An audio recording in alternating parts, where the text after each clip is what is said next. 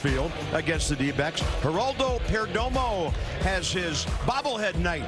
So the kids are excited, and so are we to watch our kids. We never know what's going to happen next with this group. And Franny, 16 extra base hits last 3 ball games or so, and the home runs keep on coming. Suddenly the offense not an issue like it was maybe a week ago. Right, and that's the young team, and that's what you get around Major League Baseball. You see it with the Arizona Diamondbacks just in general. It happens and then it doesn't. It happens and there's no rhyme or reason for it. But the one thing that you can't say is it's been top to bottom. It's been the leadoff hitter all the way down. And even when CJ has been going, you're getting picked up. And you look on this road trip, how about the homers and the contributions from so many guys? Luis Garcia Jr. Oh, let's go Josh Bell, backside. He does multiple games in a row on this one. But you get James Wood. Yes, there is a common factor in this. It's all lefties. Why? Because that's all they have in their lineup right now. But Robert Hassel III, not only is it the home runs, it's the lengthy at-bats for the young kid, winning those battles. And Josh, well, he continues his fighting ways. Second longest home run streak of Josh Bell's career. More on that when he comes up a little while from now.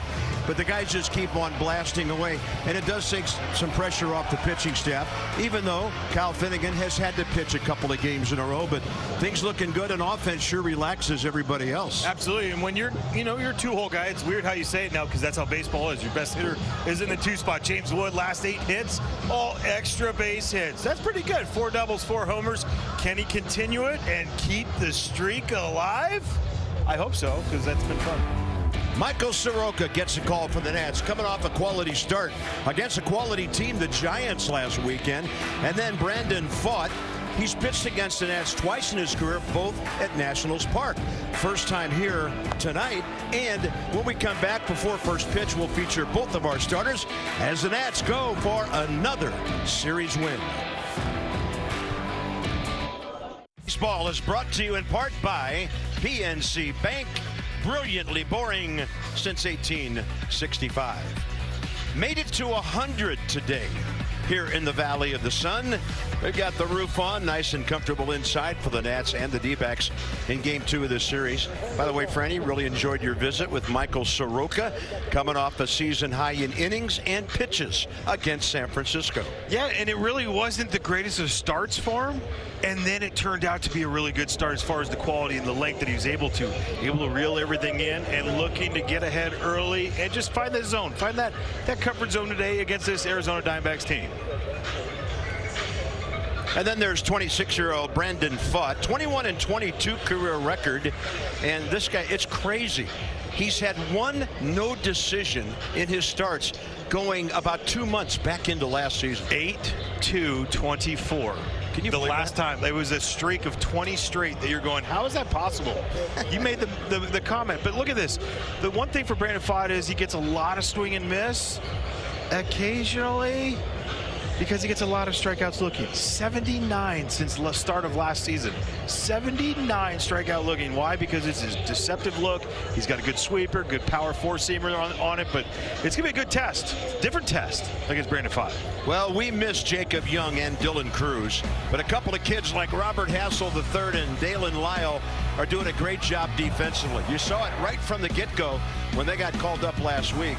And on this road trip, we've had some spectacular moments as well, like Hassel's first assists, bang at home plate. And look at what Lyle did last night, keeping the ball in the yard. So the Nats pitchers know they can allow the ball to be put into play. The Shaq-a-Roni's back at Papa John's with more pepperoni.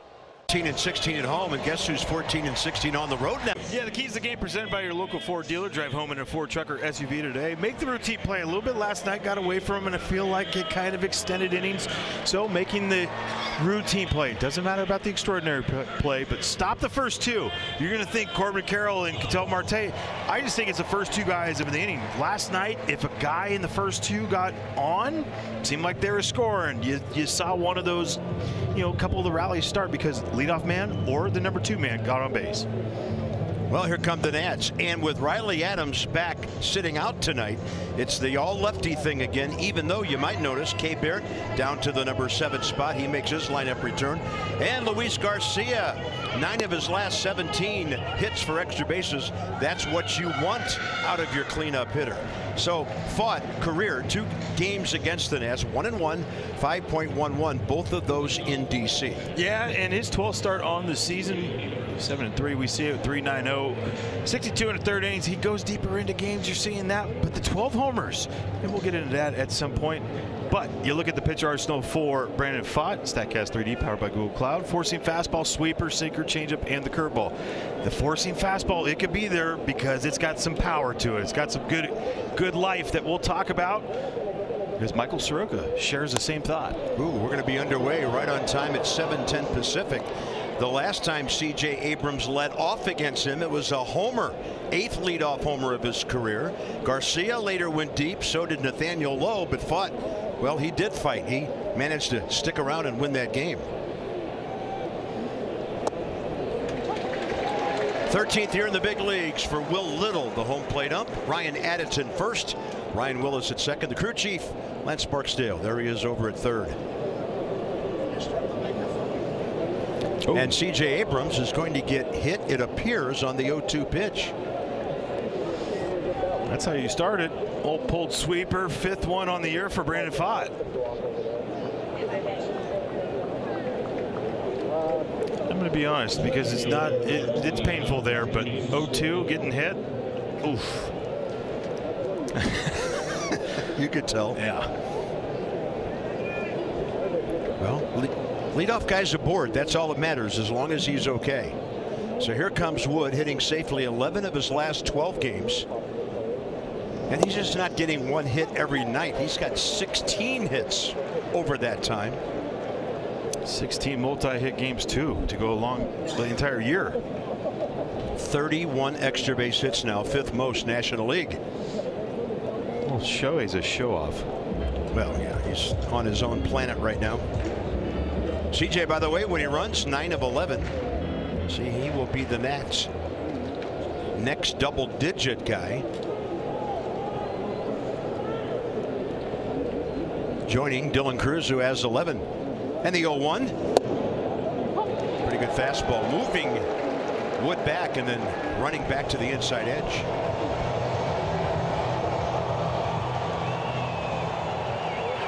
Will Little buckled on that one too, right? I mean, I was like looking at it going, what was that about? 0-2. Now I'm interested to see how Brandon Fought goes against James Wood tonight. I think if there's one thing that James hasn't shown teams that he could hit is the sweeper. 0 for 7 against righty sweepers this year. And just another thing about Wood, although it may not be likely in this count, he has drawn a lot of walks lately, 34 now, 8th most. That gives him a top 10 .385 on base percentage. 1 ball, 2 strikes. Abrams leaning, hopping, running, and a ball driven to right. It's going to fall in front of the right fielder. CJ reads it, picked up on a hop by Carroll. James Wood now 12 of 13 games with 17 hits. Nice job right here. Curveball just gets out just in front. And if you're CJ, you got to be able to find the ball. You got to look at it a little earlier, and then when you've given it up, go. Because the other part is no one was covering third. Eugenio Suarez was at shortstop. Well, suddenly Nathaniel Lowe is an on-base machine. 6 of his last 7 plate appearances going back to Seattle. And overall, over his last 2 games, 4 for 8 with 2 walks. But it took to his 4th at bat to get aboard the other night. He's done nothing but run around the bases since. He is 4 for 8 with a career solo shot against Brandon Fought.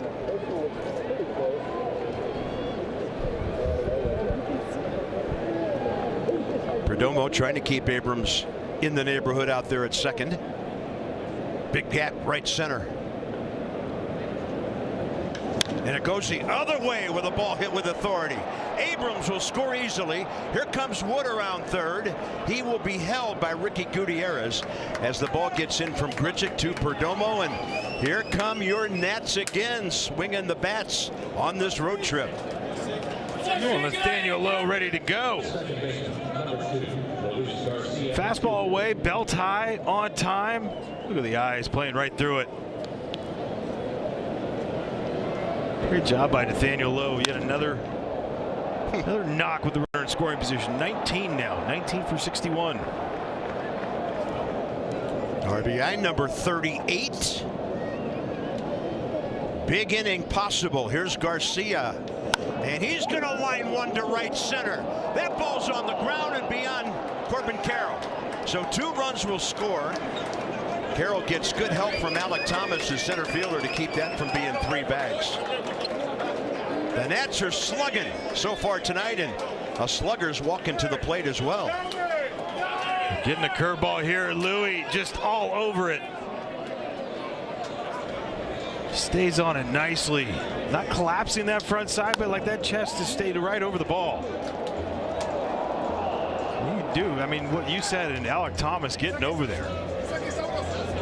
Thought that should have been a triple right away, but the way that he got to it quickly, can't stop. Now Garcia, RBI's number 23 and 4. And another extra base hit for him. 10 of his last 18 knocks, at least doubles. And Freddie, the way things are going, he might be sitting in the number 4 hole for a while. It's kind of pop you want. Right, absolutely. But the other part too is for the entire team now. You saw last night, you get that 2-run lead in the first. What happened? The first inning, they score a lot of runs too. So keep it on them. Quality AB after quality AB. Josh Bell. Down and away, did not see a heater on the first pitch. 7 for his last 14. 3 homers, 7 RBIs in his 3-game homer streak. 1 short of his career long. And you might be surprised to know that wasn't in his heyday with Pittsburgh. That was just last year. He had 4 in a row. July 24 to 27.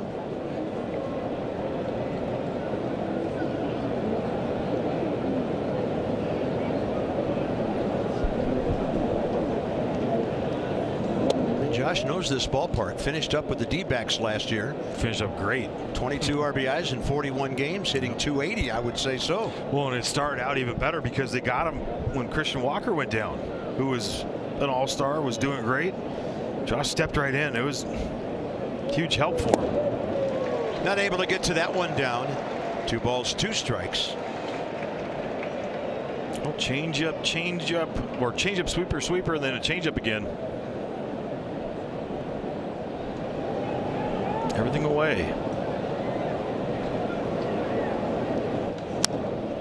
Now extending the at-bat. Let's look at the Arizona Diamondbacks defense behind Brandon Pfaadt today with Grichuk in left field, Alec Thomas in center, and Corbin Carroll in right. Suarez, Perdomo left side, Marte, and Pavin Smith on the right with Gabriel Moreno behind the plate. 2-2. That ball gets away. Oh, what is? Oh, it's ball 4. I was like, Robert Hassel, don't touch that ball with your bat. That hit by pitch. That I was wondering. I was like, what are we doing here? Whew. I see it. Yeah. Second sweeper. So it is a dead ball.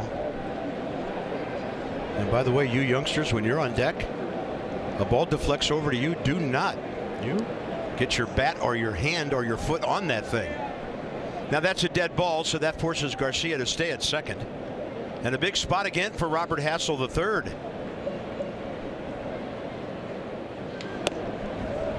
Having his career RBI night here last night. 2-run single first inning up the middle. Then he pulled one for another RBI in the 7th.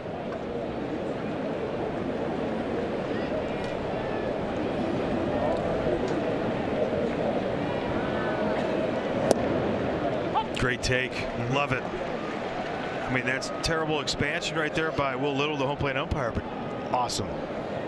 Give him down, almost like similar to Merrill Kelly, where you give him the bottom third, especially early in the count. Those are ground balls for Brandon Pfaadt. Not a ground ball guy either. Just spitting on that 1-2-1. 5 runners in a row. The Nats are up to 7th in the league in runs and in homers with this recent explosion.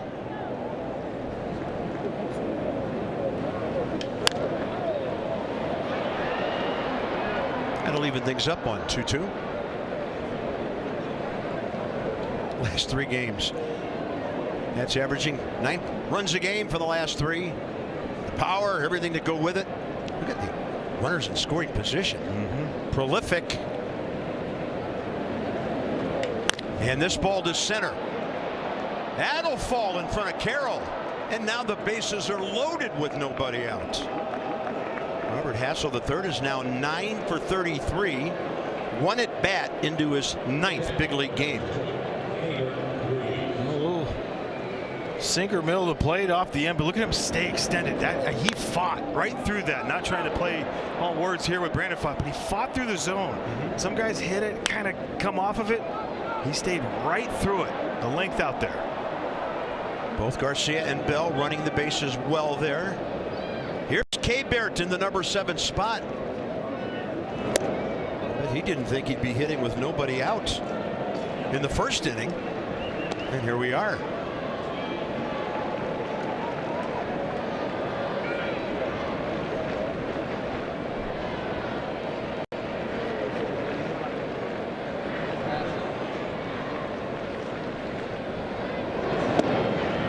Ooh, 2-0. Good takes. 1 pitch, 1 spot. Be determined in this if you're K-Bert.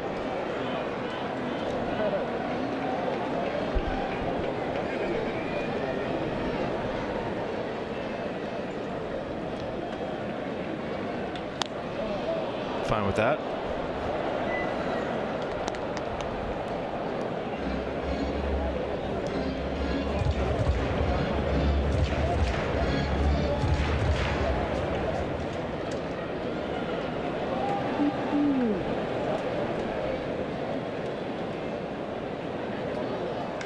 And Ruiz will drive this one out to deep left center. Thomas on his way. It's over his head. What a read by At Robert least Hassel. 2-run score. Hassel held at third. 5 runs already. What a swing right here by K-Bert. I mean, you think about how they got to this 2-0 slider down and in or curveball, and they go change up 2-1, and he stays on it and hammers it. 101 off the bat. K-Bert Ruiz, fantastic.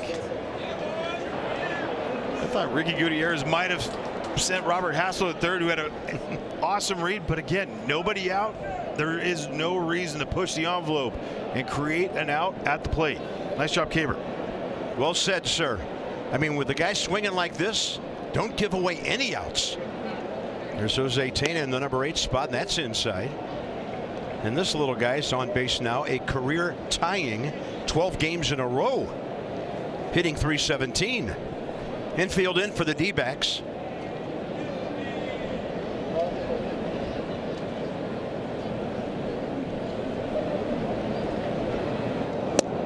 And he'll turn his shoulders and body away from ball 2.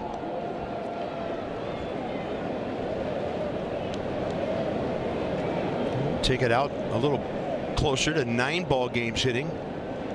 His on base percentage .383 during his on base streak.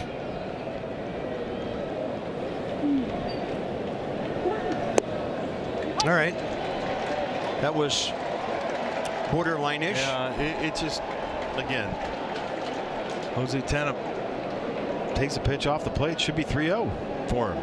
It's a good spot. Still ahead. Pitcher's defensive right now. That'll even the count. 2-2.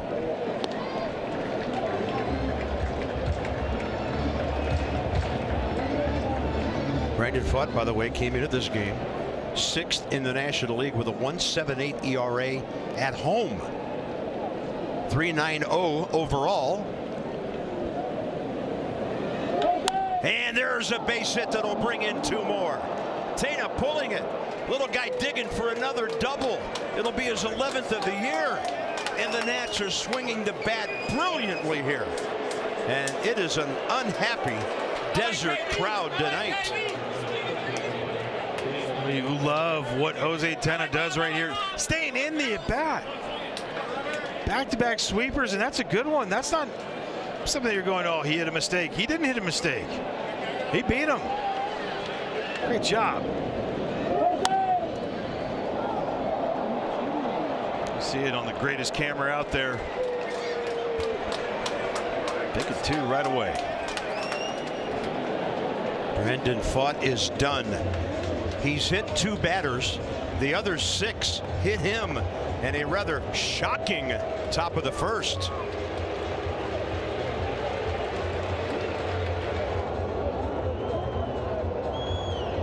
Got done and he's celebrating lately. Wow.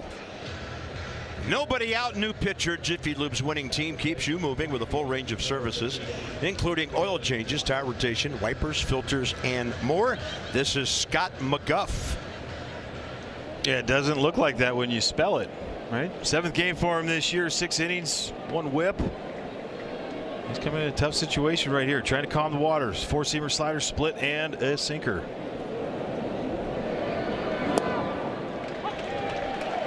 How about coming into the game today? Hitters, runners in scoring position against Brandon Pfaadt, 8 for 45, 5 for 5 tonight. Running into a hot ball club, to say the least. Dalen Lyle drilling one deep to center, just below that 20-foot yellow line. That's a home run anywhere in baseball except here. And now the Nats have 8 runners touching home plate. That ball was roasted. 105 off the bat here. Little splitter up. And we talk about a great swing. Chris Johnson and I, assistant hitting coach, are talking about it. It's like he's committing to the right pitches. It's just fighting through it. He's just believing that here's going to go right there because the swing is just ideal. Smokes it. What a play by Alec Thomas. That, I mean, he played that as perfect as you can get it. Nice job by Jose Tena. Here's C.J. Abrams again. His hit by pitch. And don't forget, that was an 0-2 pitch that hit him.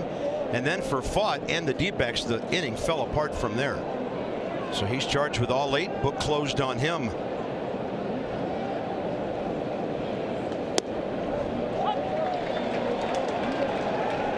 .31 pitches, 18 strikes for their starter. It's easy to say it now, though, but man, stay on them. They have 27 outs to play with, too. So do you. But you got 7-run lead so far. 8-run lead. Batting around in the first inning, a very rare thing. It's been 2nd time in the last couple of weeks, though. Once against the Orioles. Yeah.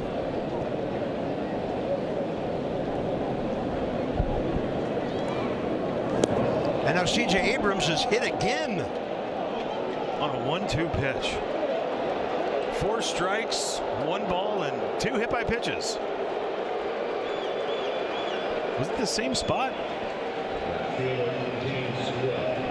Nope, just the other leg.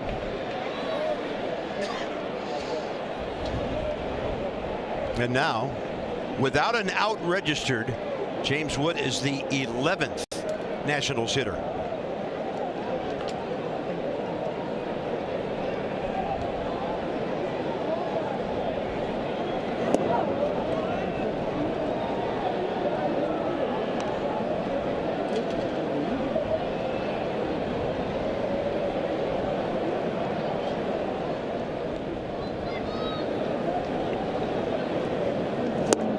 Diving down and away, 1-1.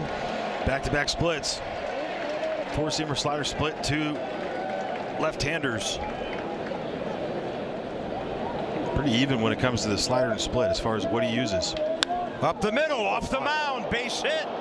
Here comes Lyle. 9-0. Abrams to third. And the amazing Nats keep on hacking.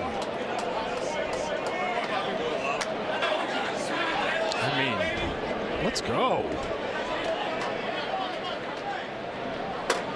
Up and in. After a good splitter away, and he's ready for it. Watch the mound. Little ramp. Nice job by second base umpire to get underneath that one. Yeah, I was watching Ryan Wills there. That was not a lot of reaction time. Not the way the Nats are hitting the ball. So here's Nathaniel Lowe, who drove in the first run, and that was 8 RBIs ago.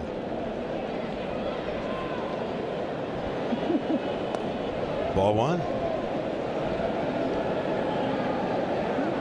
That was Wood's first ever at bat against McGuff, and the same for the Nats first baseman.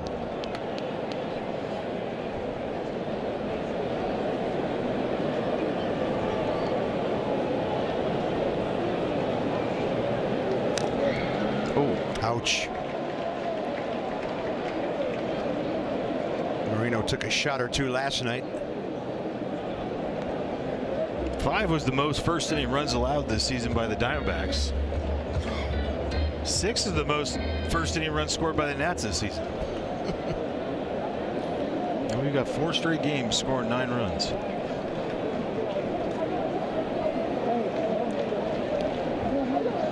Very unusual for this to happen without an out being registered.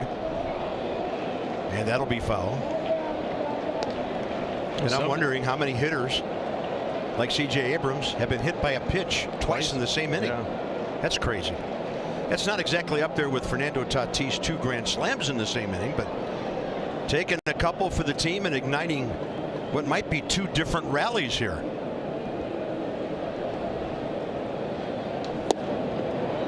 That was close. 2-2. He's dialed in, though. He knew that was a ball all the way.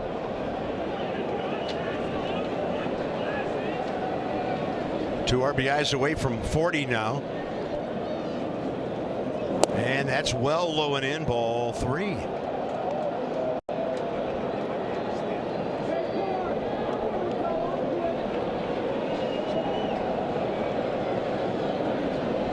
I know it's 9 runs, but it's the first inning. Wood is not on the move, and they're standing in Phoenix on the first out of the game. We had a caller. I'm taking a bow. I said it'd be a standing O once they got that first out. Baseball fans.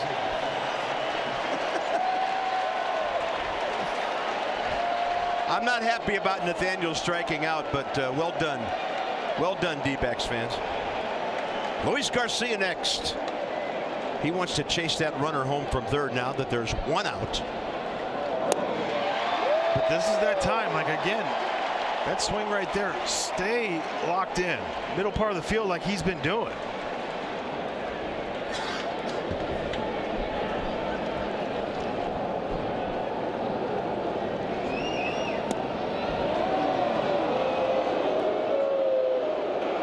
They're into every pitch. We'll see how long that lasts.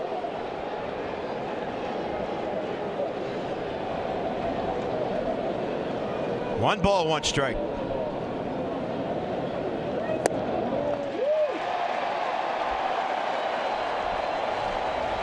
Good take, though. Sounds like the 9th inning of a save situation.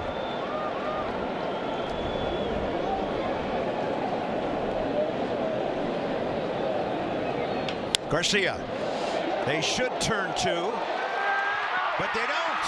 Luis Garcia is going to beat it out, and another run will score. And the Nats have 10, and now they're booing. Yeah, and another time by Ketel Marte in the first inning where he bobbles this ball. He kind of got it and kind of double pumped on it before he got rid of it. And Louis running out of the box. Nice shot by him. Right there. And it was not quick enough for Perdomo to get it over there. Garcia, 3 RBIs in the inning. Josh Bell hit by a pitch first time. So 3 RBI here in the first inning for Louis. How about that?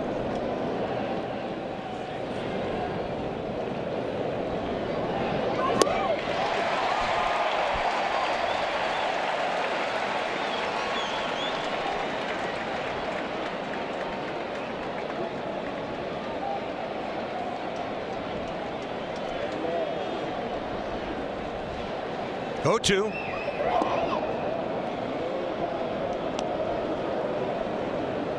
Michael Soroka waiting to get out there and probably not minding it a whole lot. He'll have to make good use of his warm-up tosses, Franny, to get fired up. Yeah, I'm sure he's gone into the cage underneath to stay loose a little bit.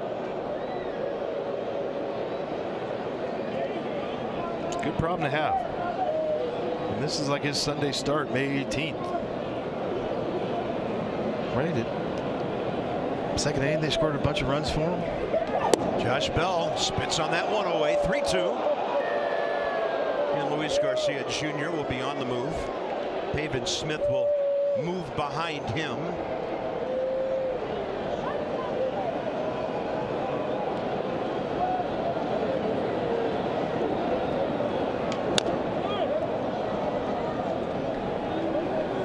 Papa John's, key ingredients, ringing that bell. So look at that, Franny. First 5 weeks of the season or so, $130, and now 2 weeks plus, almost 300. I mean, the batting average of balls in play, 123, unsustainable. 284 for his entire career. It's unlucky. Some soft contact in there too. We get it, but guess what? He fought through it.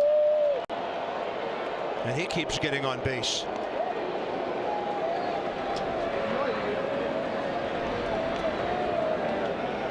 Now the Nats have tagged their reliever for a whole bunch of pitches here.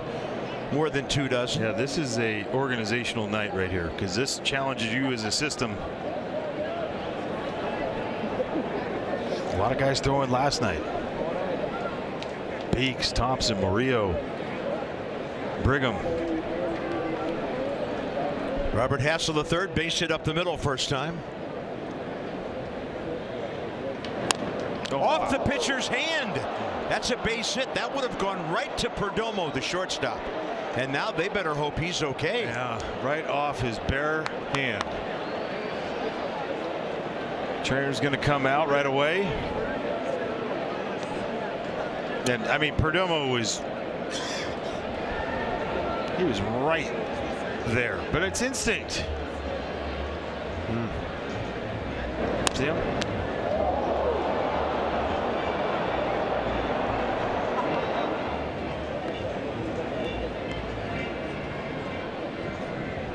You know who loved it? Robert Hassel III.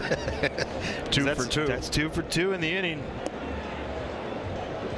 Well, they're going to have Scott McGuff throw a few here to make sure he can grip the ball and grip it with authority. Pitchers have broken their hands on plays like that over the years. Fortunately, he's okay. And now Keibert Ruiz, who's delivered one of the biggest hits of this inning, the 2-run double way out to left center, will bat again. This is the 7th hitter that will bat for the 2nd time in this inning.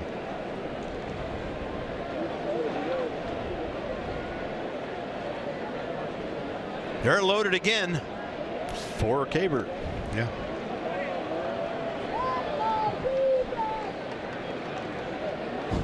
Everybody's been aboard. Some guys twice.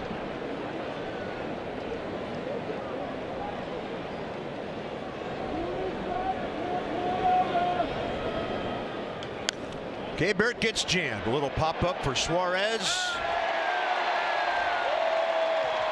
I love it that they're cheering for the Nats, scoring 10 runs on 9 first-inning hits.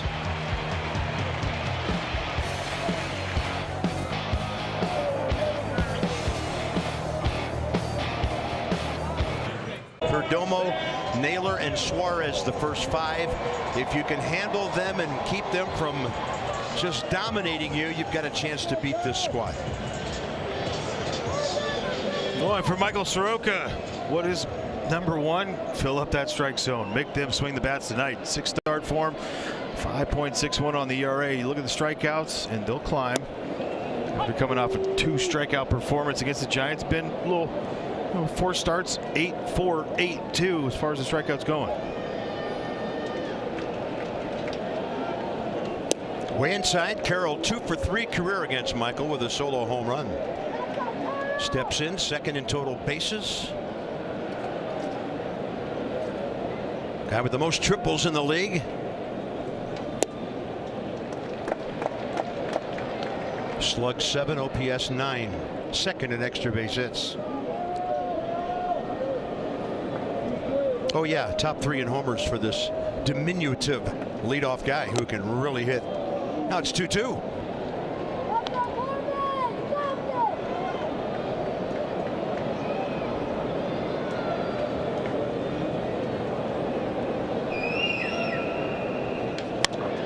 Out to center.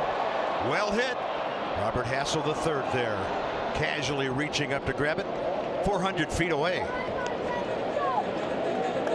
Well, nice way to start there for Michael Soroka.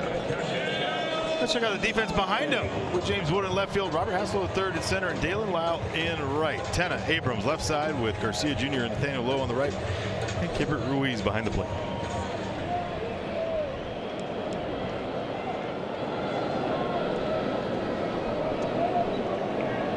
Here's Ketel Marte. By the way, it's a little scary. Brandon Pfaudt's ERA went from 3.90 to 5.05 in one inning. Do you know what the craziest thing is? He doesn't have the most runs given up today as a starter. Really? Jesus Luzardo gave up 12. 3 1/3, but yeah, he got that going for you. So we got 10 outs. Yeah. Wow, crazy. Evidently, Francisco Lindor was hit by a couple of pitches in the same inning earlier this year. 1 ball, 1 strike. Swing and a miss.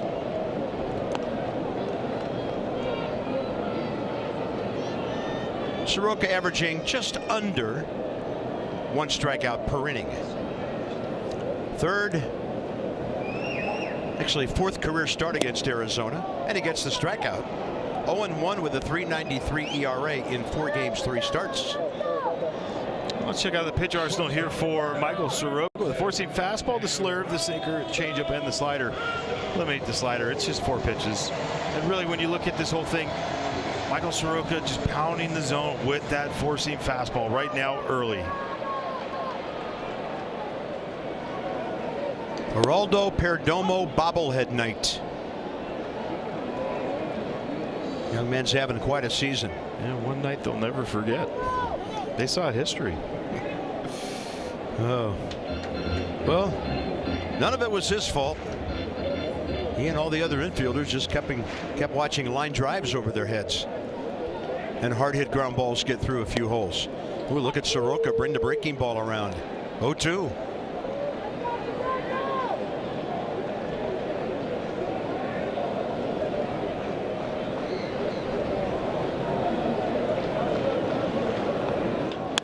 Left side, way off the line. Jose Tena. That's what you want from Michael Soroka. He gets 10, and then he gets them 1, 2, 3. Jose to lead off. Here come the Nats by 10.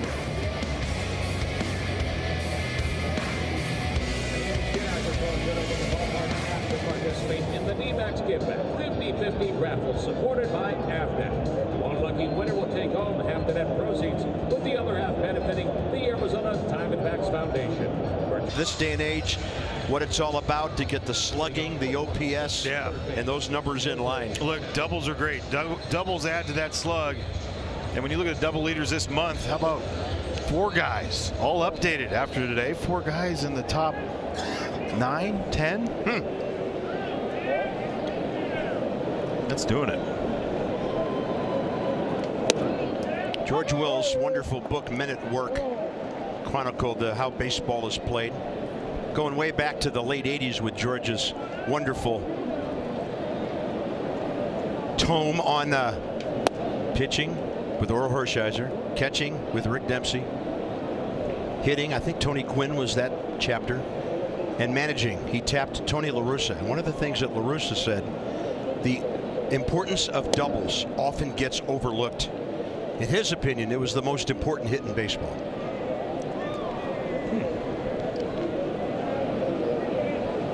I've never heard that one. Outside, 3-1. George did an update to that book several years ago, and It sits in our booth back at Nationals Park, and I find myself paging through it now and then. It's a long read, but if you get through it, it's pretty amazing. Are there pictures in it? A few. Nice. I could do that. Oh, you beat me to that one. Yep. Well, here's another guy on base for the second time. And look, it's just got to continue to add. You cannot. I feel like for Davey, until you get that last out, nothing's comfortable. But it just, you want to see your guys compete. Keep competing. Exactly. Do the little things right. Stay within yourself. Don't give away at bats. How about the at bat this young man had first time? And maybe it's no coincidence. In the cage today, I was standing back there watching the guys take their hacks, and when this young man's group came up, Dalen wore out left center field. That's his swing. I feel like there's been a few balls that he has gone to commit to, and the last second kind of like, His swing is so good. It's so compact. It stays inside the ball so nicely. Just when he commits, just commit. Yeah. Stay through it. And in that case, he took it to straightaway center. That yellow line is 20 feet high. There's no other park in baseball where you have to hit a ball that high to get it out to dead center. Boston would be close, right? Yeah, I think so. I think maybe Boston right at dead center is around 390 or 395. There's two fields that ball would not have been out at. Do you know the two? Course. Wow. I hope you can get the second.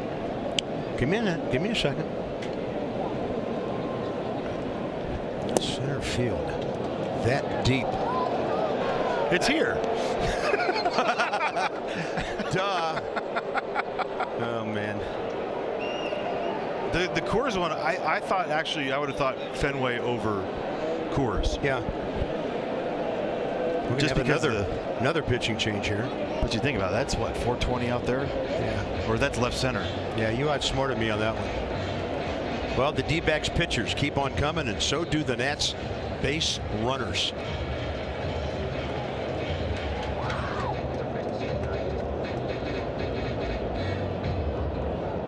And Darnell would be the first guy to tell you, hey, don't give me credit for what's going on right now. No, we're giving him credit.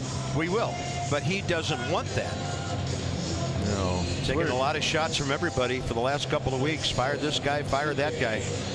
Baseball's a game of patience, Franny. As I mentioned last night, there are times you just have to wait out certain situations. Stay the course. Stay the course. Stay consistent with your message. And be you. That's Darnell. Jeff Brigham, 1 hit, 1 walk, a strikeout in a scoreless 9th inning last night. He threw 20 pitches. I don't think he anticipated being in a ball game, even though it's overnight, just 2 innings later. I was thinking about, you know how many teams, you know, the bullpen doesn't go out there till after the first. How many guys were scrambling to get out there? Ooh. And we didn't see them running across the field. They can go right down the third base tunnel from their clubhouse to that bullpen. But there might have been a golf cart or two toting some guys down there. Yep. See, we're ready. Totally ready, guys. We're there. 1-2 to CJ. They're not going to hit him again, are they? Ahead in the count. Up and away, 2-2. They went completely so far away from him. Got hit on a 0-2 pitch in the first, and then second time around a 1-2 pitch.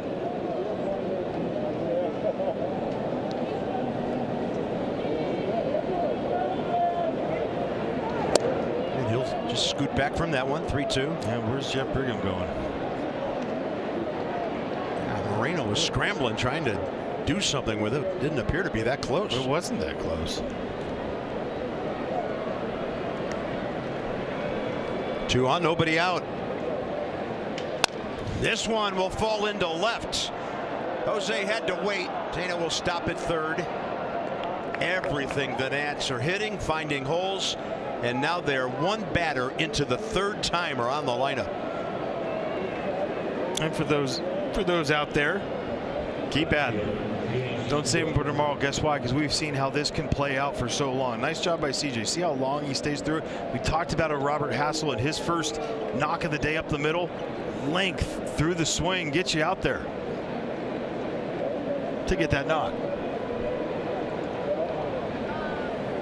Bases are loaded again, and here's James Wood.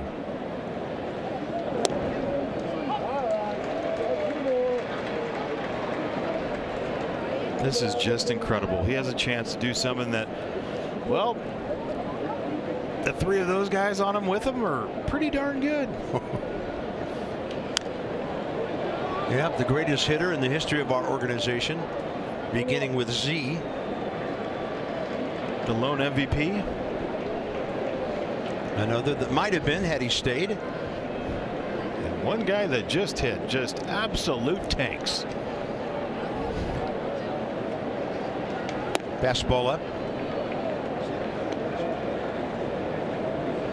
Adam Dunn hit some of the most amazing homers we've ever seen. We know, we talk about like James and the way that how low his homers are.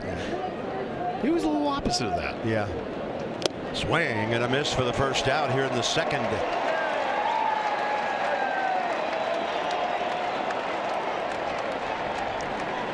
Well, cutter up and in. That's a perfect pitch. Swing at strikes. Good job by James. I mean, just perfect pitch gets you.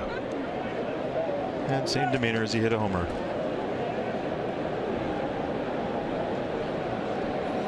Low 1 for 2 with an RBI single. That's way up and away.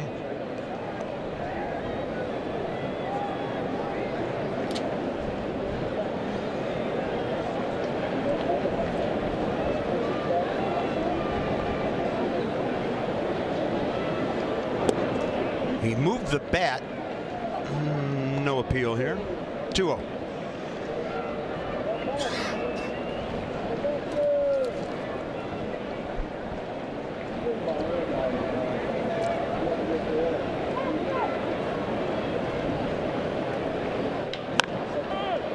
And to the right side.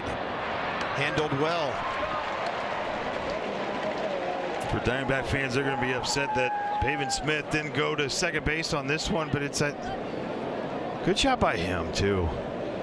It's hard to play in the field when you're down this much, especially early. Just get outs, right? That's, I mean, flip side. Nationals, just get outs when you're out there. Low 2 RBIs now, and here's Luis Garcia, who already has collected 3 stakes.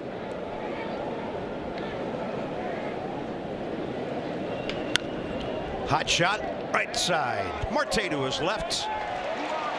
And the Nats will pick up another, but they have added on.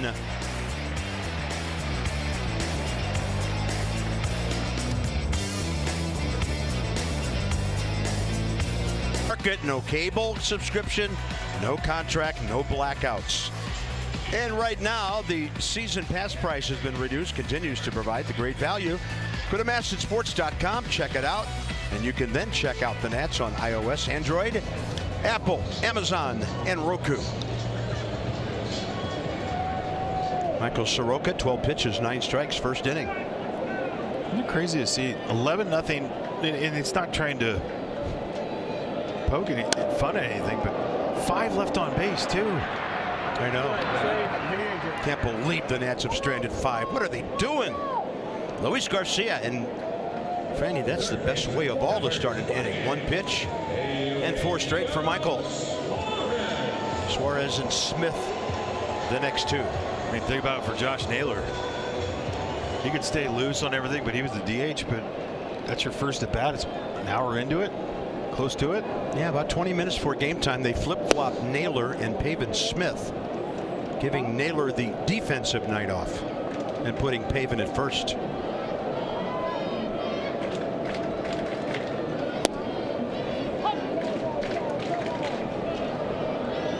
Well, he had hits his first 2 times up last night, a bloop single, a double. But the Nats kept the slugger in the yard. I ran into Jake Irvin after the game last night, and I said, hey, man, nice battle. The first thing he said was, they're not all pretty, are they? But we won the game. Tells you what he's all about. No, every W is pretty. Yeah, he meant his outing. No. But he was glad. Garcia drifting and drifting. Yeah, but those are the ones. That's the stuff. Again, play the game right. Get out there, get underneath the ball. Don't drift. Right, this is the stuff. We saw it happen in Baltimore, where Davey got into a few guys. Yeah. Be careless. These are those days that, man, it tests you because you got to stay in it, involved. Right. And you think about, like, it's not a cliche thing. 22 outs to play. And managers will always tell you, and you've used this line as well, Franny, the best coach, best manager in baseball is the scoreboard. But when it comes to effort, sometimes in a game like this, you forget about that and just play like it's tight game, 1-0, something like that. It's tough because, I mean, the year's long. You're trying to stay locked in as much as you can. But you got a guy on the mound competing. Yeah, guys out there that are trying to earn their ways here. Robert Hassel III, Dalen Lyle. Set that tone. Be an example, everybody.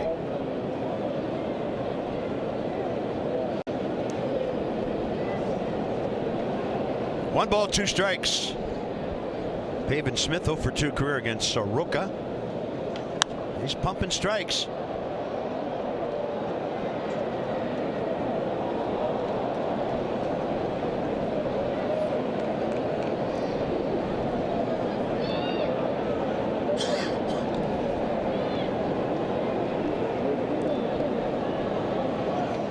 Nice breaking ball. Wow, gross. 6 up, 6 down, with 11 runs on his side.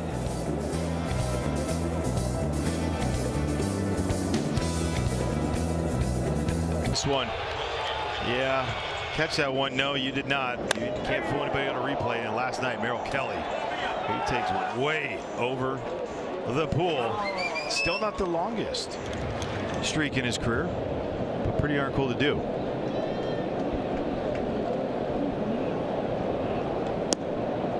Well, Josh has always been slow out of the gate. Maybe never this slow, but he has come out of the gate. Now he's tearing the fence apart on his way around the track. He's going to get jammed with that one. Not an easy play out there. Perdomo ends up backpedaling to make that grab. A lot to like about that guy, offense and the other side of the ball. Well, you know he's got to bring it tonight, especially with the bobblehead night. Yeah, but it's your bobblehead night. No bloopers can fall.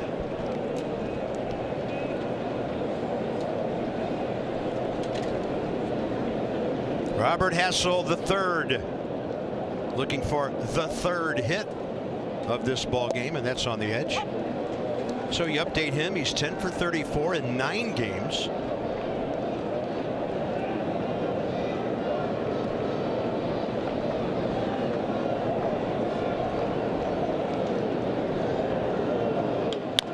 And this tapper, it'll be cut off by Brigham.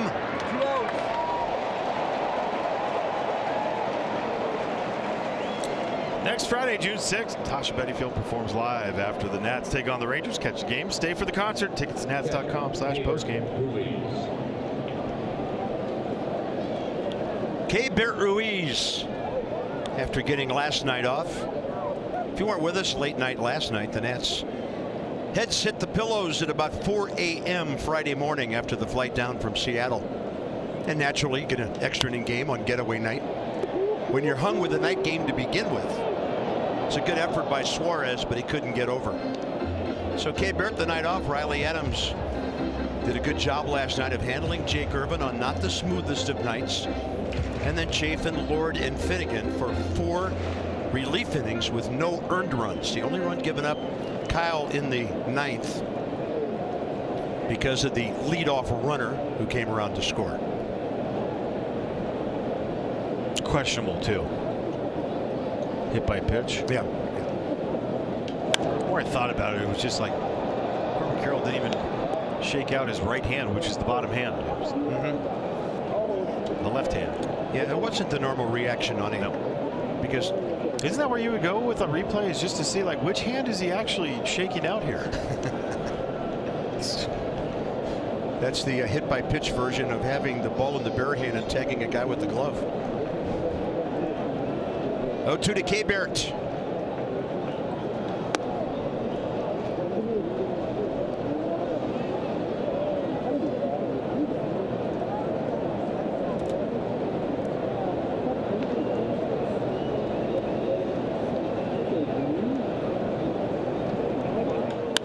And he will get jammed and simply drop it into center.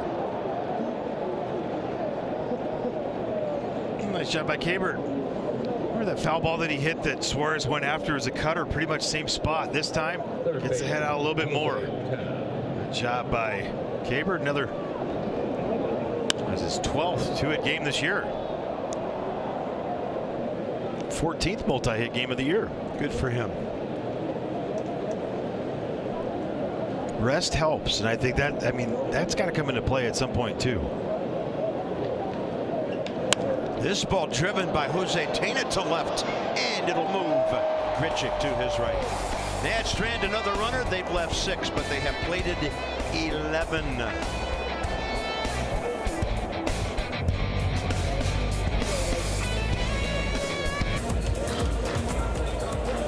Yeah, he's had an otherworldly night so far, hit by 2 pitches, scoring each time, and then a base hit in the second.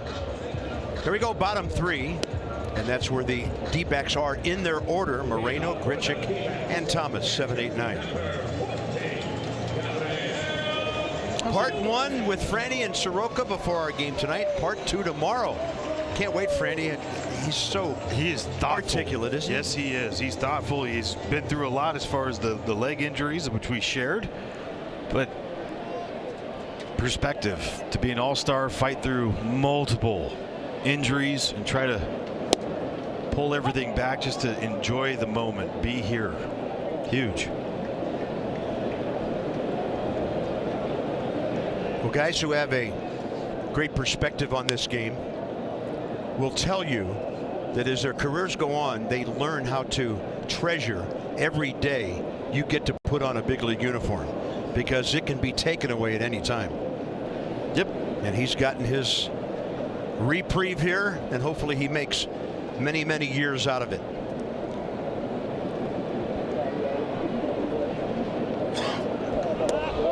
That was an off-speed pitch that got away and backed up and in.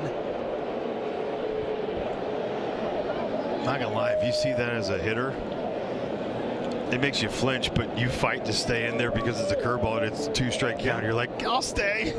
I'll get hit. Yeah, you can't dive in your dugout and have it come over the plate, can you? No.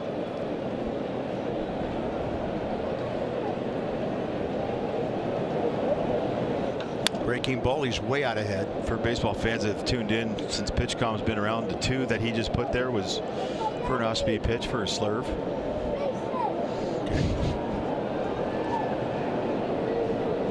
PitchCom there, but he used the fingers.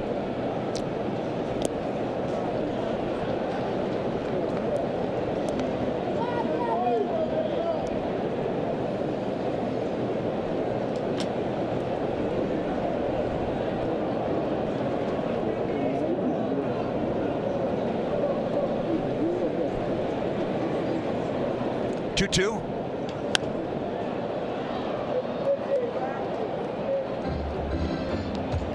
It's funny how things you hear in this game stay with you for a lifetime. 2 balls, 2 strikes. When I was 10 years old, Stan Musial retired, and he was asked after his last game, when, by the way, he had 2 hits, and the second one went right by a rookie second baseman named Pete Rose. He was asked what was his greatest thrill of a 22-year career, all with one team. This one to right, and here comes Dalen Lyle. And I didn't understand it at the time, Franny, because I was 10 years old. But Stan Musial said, putting on this uniform every day, not the 3,600 hits or the 475 home runs, but putting on that uniform every day. And I had to age and mature before I understood what he was trying to say. Yeah, I mean, none of those hits matter if you don't have that uniform on. But because you're given that, and it's such an honor to wear it. So there's been only 25,000. You can't even fill up. Yeah. Well, especially this place, man. What's their capacity? It's like 49.5, 48.5. You double the amount of guys in Major League history, and you have a sellout. Little check swing. Lowe says, "I've got it, Michael." 8 straight for Soroka. Go back to the fact that a lot of guys, I mean, it's hard. You hear about it, and you have a game plan that comes out, and it's trying to keep that adrenaline rush because you got this huge lead. And you're feeling for things. Instead, you're attacking. You're watching a guy right now, Michael Soroka, complete control of what he's doing right now. He's in the moment. Alec Thomas, the center fielder.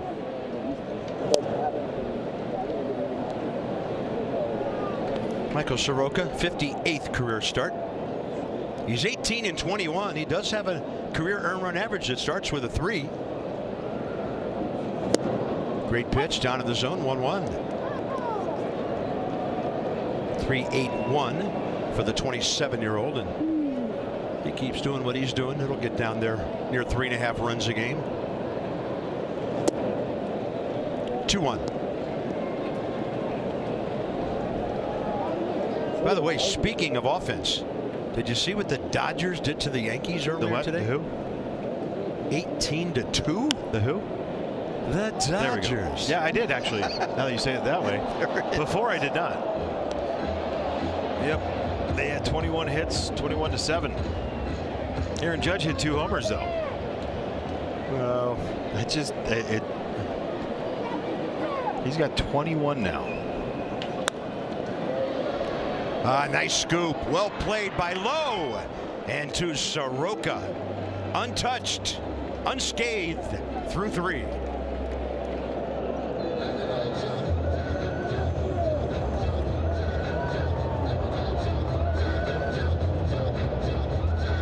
Pick a point, but maybe that first inning's a good one. How about Nathaniel Lowe?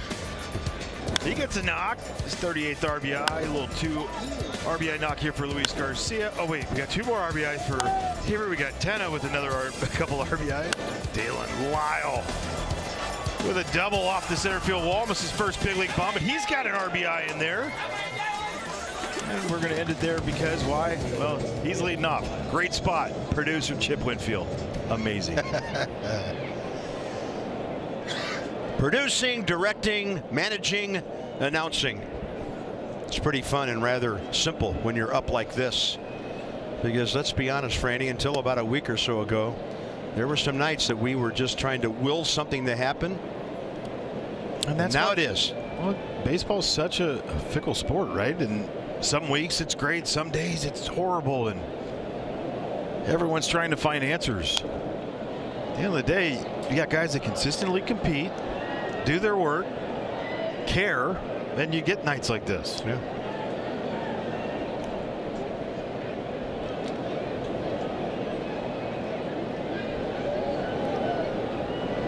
So he's on base twice already tonight. Dalen with his 4th big league hit, his 2nd RBI, and his 2nd major league walk. And what we got to see is that he's got some thump too. Like, it's not like a lot of homers in the minor leagues. That's because he's young. He's going to grow into that. With that swing, whew.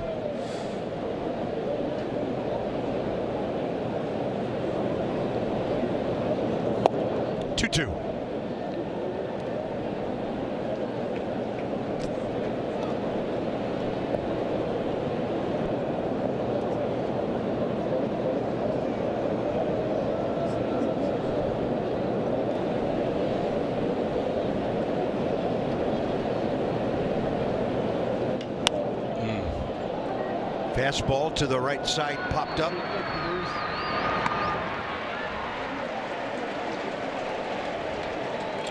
So Ryan Nelson, the new pitcher, so through 57 games last year, a half run per game better.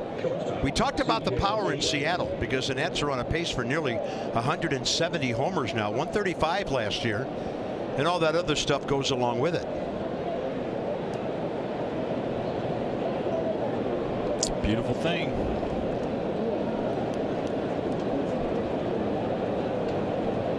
Ryan Nelson originally was scheduled to start tomorrow against the Nats, but they want to keep Corbin Burns on his regular turn. They have an off day Monday before they go on the road, which I'm sure they're ecstatic about now. And so Nelson will get some work here. And Torey Lovullo would love to have him take his bullpen and bring it out to the ball game here and maybe pitch 2 to 3 innings. Yeah, I mean, you talk about a selfless outing. Right? You got to get ready, go. No idea you're going to be pitching out there. Yeah. Well, last year in DC, remember, 7 innings, 70 pitches. And a ball laced to right. It comes hooking back. C.J. Abrams with a great swing. Now for Nationals Insights, presented by PNC Bank. Brilliantly boring since 1865. 136 career games. Where does James stack up with Juan and Bryce?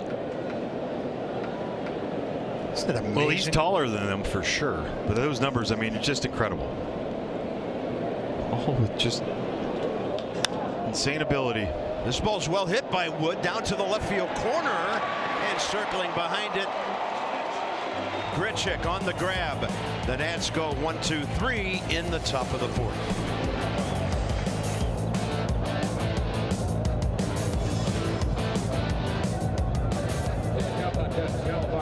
Area Toyota dealers.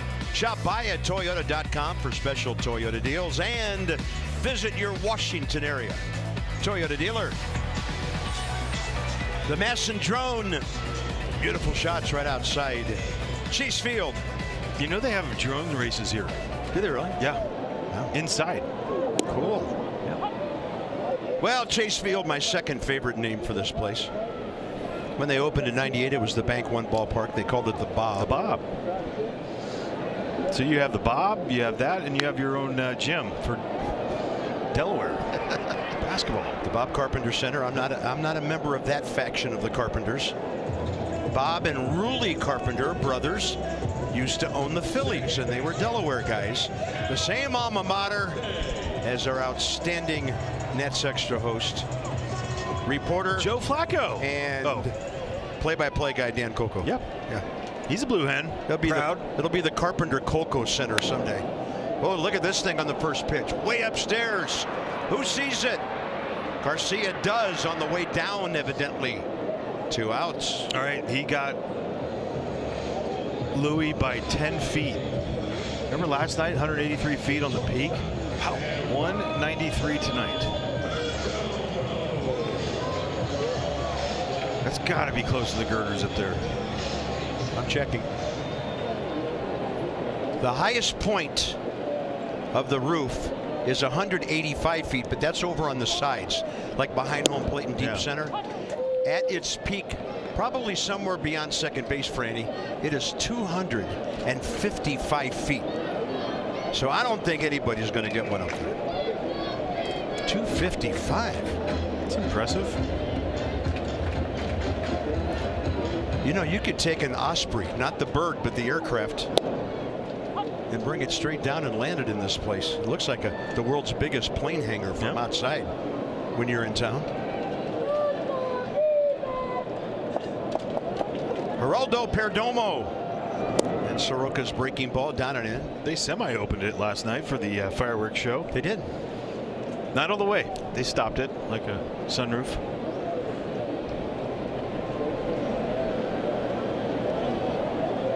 Well, we left while that was going on, but 9 runs on 11 hits. That was a good amount of rockets for my taste. 2-2.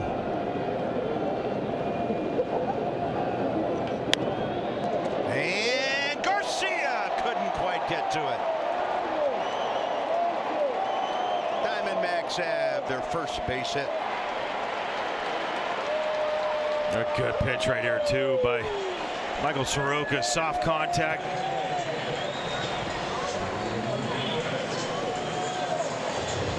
Buries his head, helmet coming off. I mean, that's hard to do. Wow. Gonna bring in Josh Naylor. Well, he got a hit on his bobblehead tonight. You had to. That broke up a no-hit bid. I had hopes, Franny, of my second no-hitter in this building. What about perfect games? That too. On June 25th of '99, a year after this ballpark opened, a St. Louis rookie who had a wicked sinker by the name of Jose Jimenez no-hit the Diamondbacks. The score was 1-0. And now this one is heading way out of here by Josh Naylor. And it's 11-2 here. And for Naylor, his 7th of the year. Up and in fastball, just not, I guess, not high enough. Naylor, a free swinger. He takes this one out there. His 7th homer of the season. 37 RBI to go along with that. Trying to go up and away, and look at it. You could see the hands of Naylor just coming tight towards his chest. It's a really good adjustment in the moment. Dylan Lyle scaling the wall. That's their first long ball of the series. Here's Suarez. He's going to jack one out to center, but right there's Hassel, and the inning comes to a quick end. A bloop single and a blast, and into the 5th inning. The Nats still by 9.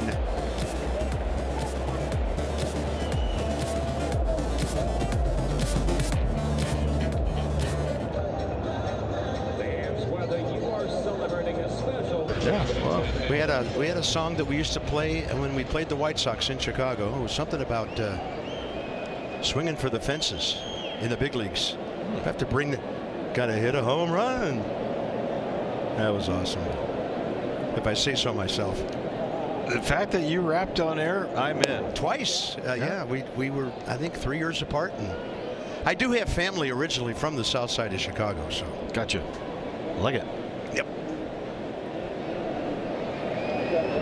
The Davies clan from Wales, south side of Chicago. Look at that half swing go way upstairs. Everything jumping off Daniel Lowe's bat right now.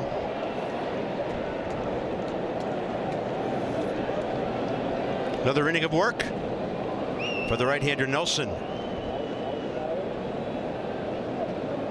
He got the Nats on 9 pitches last frame.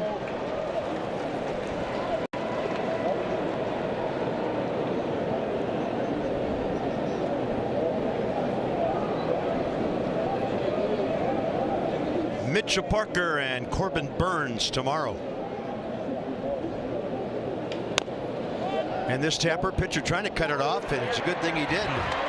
Smith had deserted first base, unassisted by Ryan Nelson. Well done.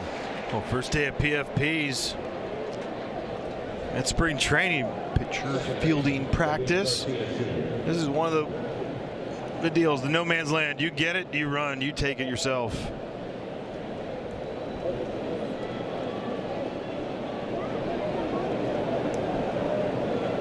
Here's Luis Garcia Jr. 2 for 3, pardon me, 1 for 3. One of the outs, though, did produce a run. Double and a fielder's choice. But that no-hitter I referenced on June 25th of '99 here, Jose Jimenez 1-0. He beat Randy Johnson. Who's here tonight? He is. Yep. You mean the racing figure or the real Randy Johnson? The real Randy Johnson is here. Wow. Who signed up before the game? Former teammate. Very cool. You know, Freddie, I'm 6'11". Did you know that? I was like, yeah, I do know that. I'm standing next to you. That's what he sounds like. Yeah, no, it's like it's deep and it's slow, and when he talks, you listen. I've only heard him talk once, and that was in 2009 when he went 8-6 for the Giants, and he won his 300th career game at Nationals Park. It was, I think it was a day-night doubleheader because of rain, and tragically, not many people were there to watch it. Yeah, nor was I. We did get to see him win number 300. Yeah, I was fired before that. What were they thinking? It led him to success.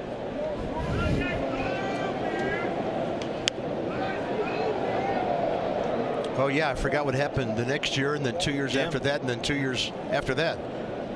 Randy Johnson here at Chase Field. He's my first outfield assist. You threw him out? Yeah. Did you wear a fastball your next time up? No, I wouldn't have minded. I mean, he was throwing 88 then. But where the security guy is, the ball guy on the left field line, it's right over there. He was trying to go first and third. He had no idea. Gunned him. 1-2. You know, I don't like to call BS on the air, but Randy Johnson throwing 88. What's that all about? Did you? His last year playing. Oh, okay. Okay, got it. Or one of his last year. No, it was the year before he went to the Giants. Yeah, he was throwing 88, 89. Okay. Josh Bell having great at bats these days. By the way, Michael Soroka, just a footnote on him. He's averaging 12 pitches per inning through 4. What more could a manager ask of a guy who was given a big lead? And yeah, he gave up a single and a homer, but that beats walking guys and having your fielders stand around. Bell jammed, strong enough to muscle it out.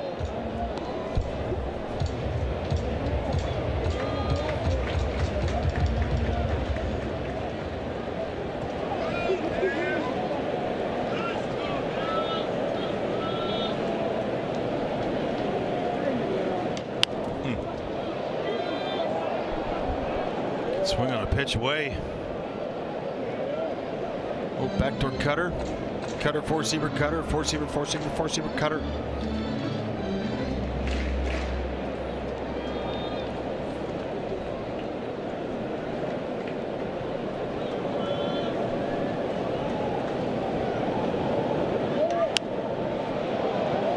Oh, 98 out of Ryan Nelson.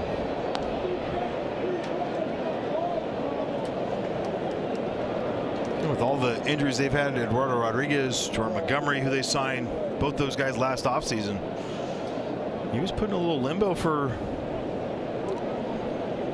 the D-backs. Nice to have a guy with experience, good stuff out of there. Yeah. Well, it shows how free agent pitchers can be tricky business. Everybody wanted Montgomery, didn't they? Then he came here and it just did not work out. Josh Bell, what an AB. Under Perdomo. Fouls off a bunch, and now he's on for the third time tonight.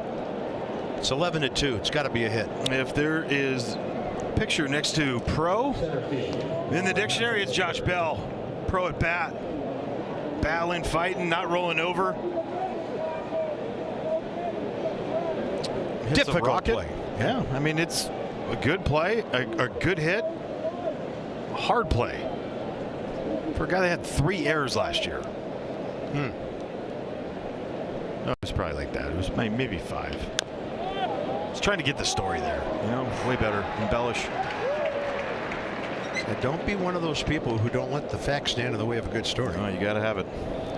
That ball was fouled, even though, you know, it's not the NFL. He had 2 feet in bounds, but the ball and the glove were on the other side, and Will Little and Ryan Edison were all over it.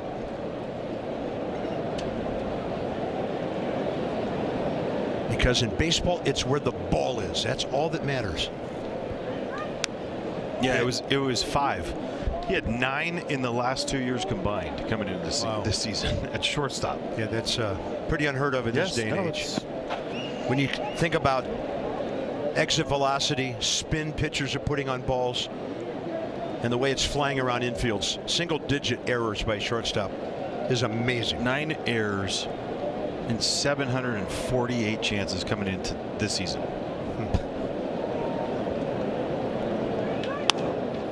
As if on cue, right to him. The Nats get a hit. They've left 7. We are halfway through this crazy game 2. 11-2 Nats. Spend the day with them right here at Chase Field on Sunday, June 15th. Especially with the big lead, 47 pitches, 4 innings, 2 hits, 2 runs on the homer, and 2 strikeouts. And here through 4 innings, the 12 outs, 8 on the four-seamer, 2 on the sinker, and 2 on the sleeve. Filling up the strike zone so much. Trying to match the outing against Baltimore, where 0-3 ball counts. I mean, that's the epitome of having a big lead, pounding the strike zone, not allowing a team to feel like they have a chance to get in. Pavin Smith struck out swinging, ending the second inning. Gabriel Moreno, Randall Grichuk to follow, 6, 7, 8 for the Snakes here in the fourth. Pardon me, fifth inning. It's taken long enough to get here, Bob. It's the fifth.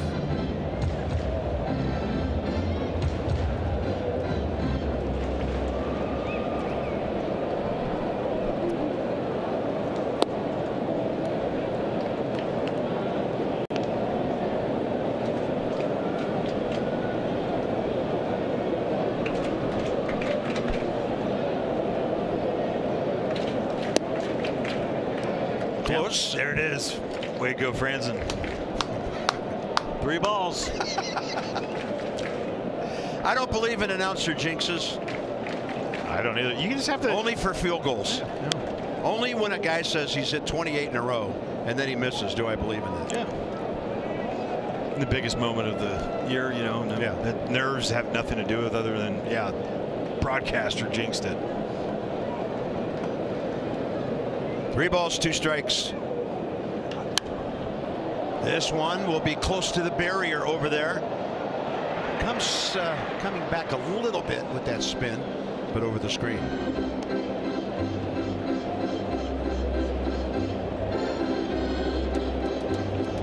I think the one thing that you forget about with Michael Soroka, he's 6'5". He's a big dude. He is. Him and Jake Irvin stand next to each other. You're like, you get the perspective. You're like, I got it. I get it. The horses. I would love this ball club. I don't want to see them do it. I would love this ball club. Maybe pick up basketball against anybody else in baseball. Yankees, maybe? I don't know. Called third strike on a breaking ball that completely froze Pavin Smith. Smith twice and number 3 for Soroka. Here it is on the slurve. Yeah, it's a big one.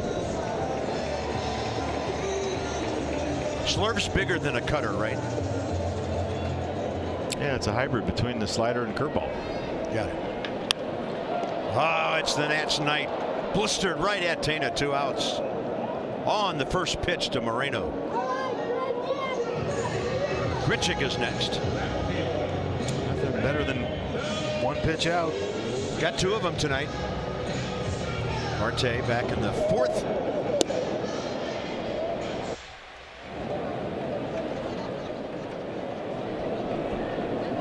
Randall Grichuk. Bouncer to Nathaniel Lowe first time, taken care of unassisted.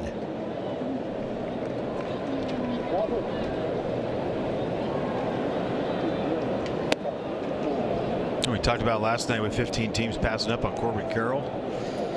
Oh, the team that you draft, Mike Trout.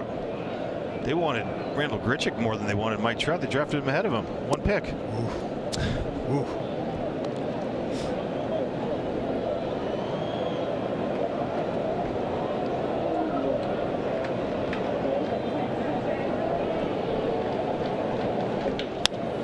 With pace and a base hit.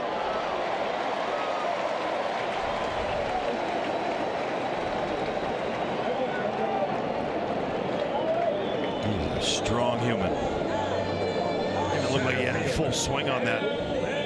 Almost it through for a 105 off the bat. He's one of those guys who always has swung the bat pretty well against the Nats, and some of that's been off the bench.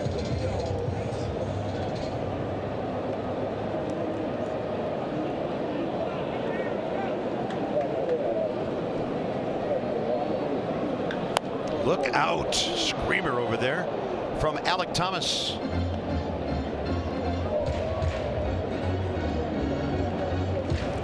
Bouncer to Lowe. First time up.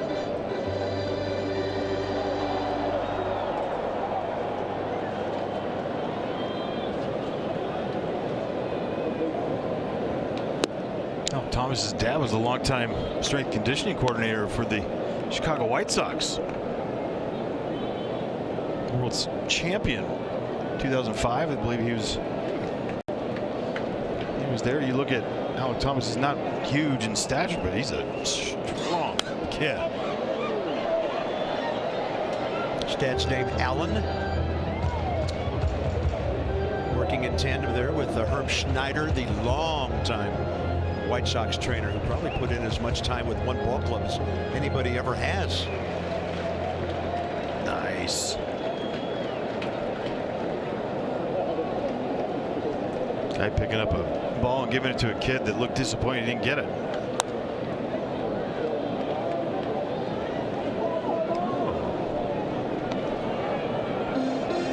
You know who came to play today? A guy in the right field line with the glove. Bad hop right there. Able to react. That was a good pick. Just locked in. 1-2. Up the middle. Look out. Ryan Wills again. This time it's a D-back that makes him duck. And for the second straight inning, they have put back-to-back hits together. Well, we've talked about it a lot. His changeup in Michael Soroka is a really good one. At times he'll leave it up in the zone, and this is that example of leaving it up. That's able to get hit. Alec Thomas with a bullet up the middle. Corbin Carroll 0 for 2 tonight.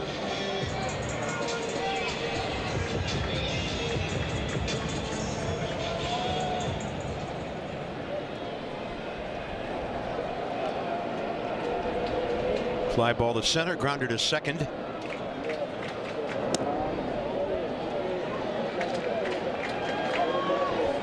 Tonight was the worst Diamondbacks start since April 23rd of 2000. Armando Reynoso, 7 runs against the Giants without getting an out. Third year of their existence. That's a great skipper there. Torey Lovello, as we mentioned last night, the dean of managers now, with Bud Black being let go. As far as one team. Known Torey so long, managed by him in Pawtucket. He wasn't great then. He's great now. You had nothing to do with that. Nothing. No, I was only there a month. He fired me. He got me out there. Kidding. 1 ball, 2 strikes. Close to the ceiling of the strike zone. Cade Barrett held it. Will Little not biting. 3-2. Pardon me. 2-2 now.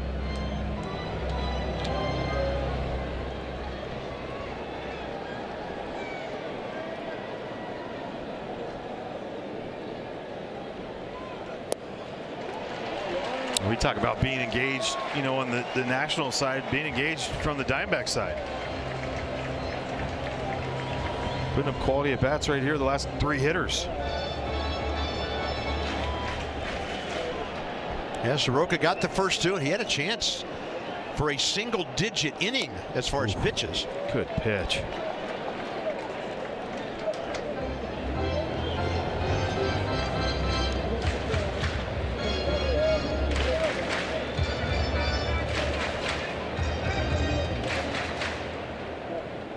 Pitch count at 70. Fantastic still.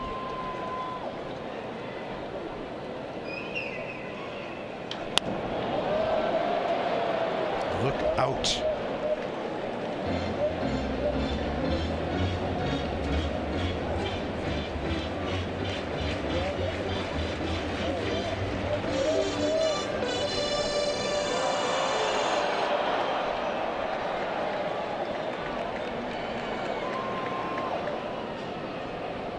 Thomas on the move again. This one right below us. A little firm for me, Bob. I didn't budge on that one. I was quite relieved when it was a bit offline and a little too low.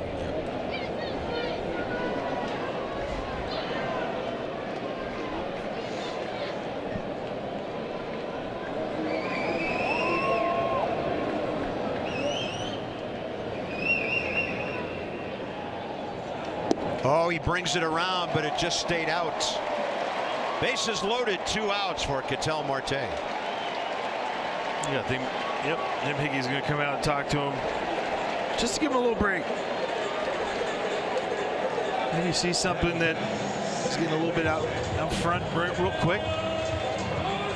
Release point. Talk about Ketel Marte, how aggressive he is.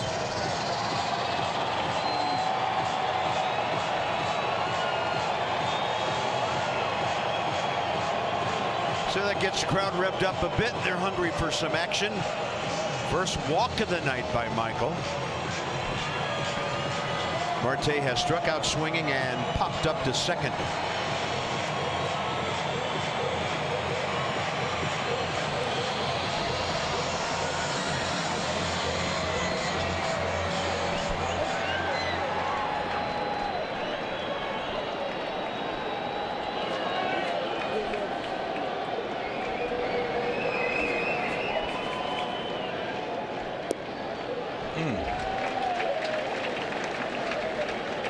Keeper went down with that.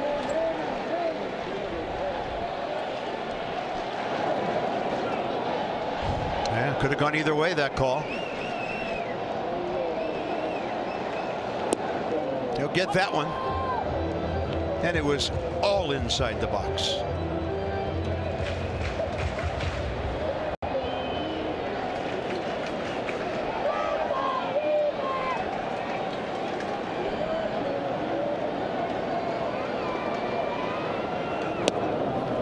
Fastball, outer edge-ish, and upstairs a bit.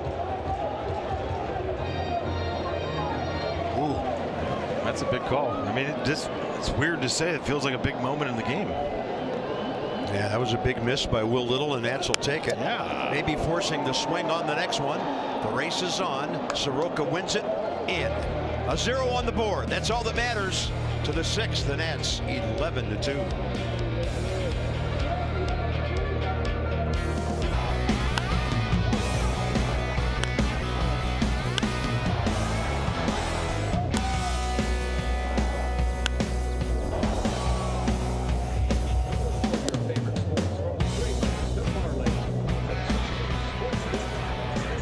What a night for the Nats. 10 runs on 9 hits in the first inning. Came within 2 batters, well 3 really, of batting around twice. And here we are in the 6th.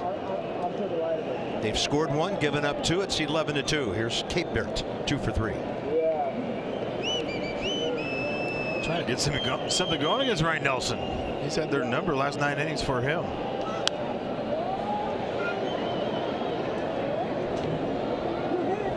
Shutty and 98 pitches.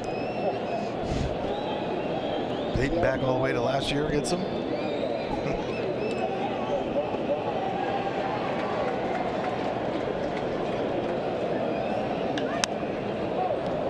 Bending those knees and reaching forward a bit. That'll be easy for Alec Thomas.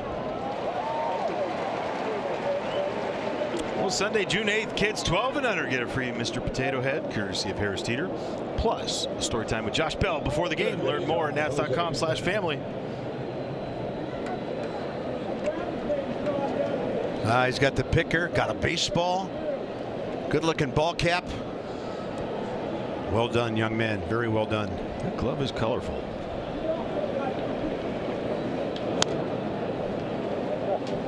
Twice more on base for Jose Tena tonight, and now a career-long 13-game on-base streak. And he's hitting well over 320 during the streak, and his on-base percentage is over 390. Until recently, we were just begging for anything from the bottom of the order, and lately that's done quite well. Guy behind him, Dalen Lyle's been on twice tonight.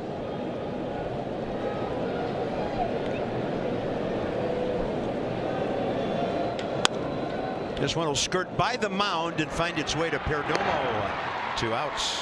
What's crazy to think about a team and success and scoring runs. You can always talk about the top 3 guys, 4 guys in the lineup, but it's that back half, and that's what creates the length.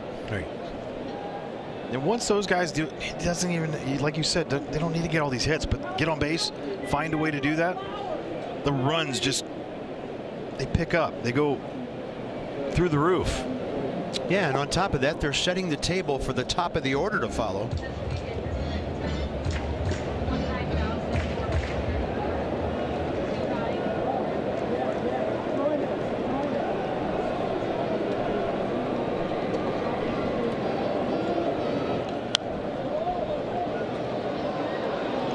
Oh, what a save by All right, we have one of the coolest catches I've ever seen in my life. It was a foul ball that bounced off the back. A dad caught it for his kid, fell back on the stairs, and a guy in front of him, not with the family, pulled his arm back to hold him up. Teamwork. All-time assist right there.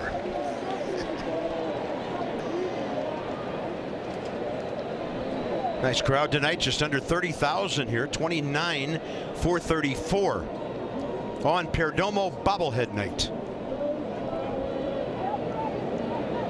Those who got caught in traffic and missed the first inning walked in here and immediately went into shock.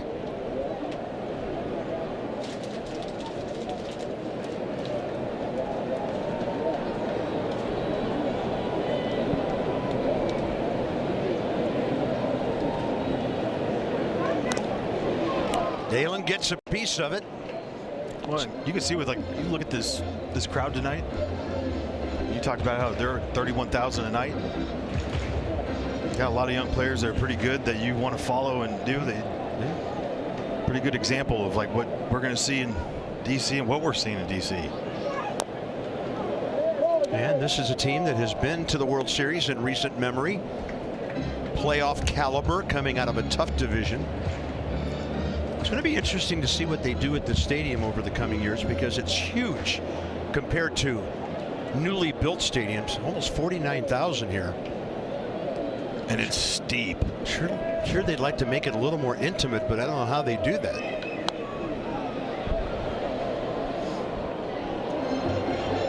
Opened in '98.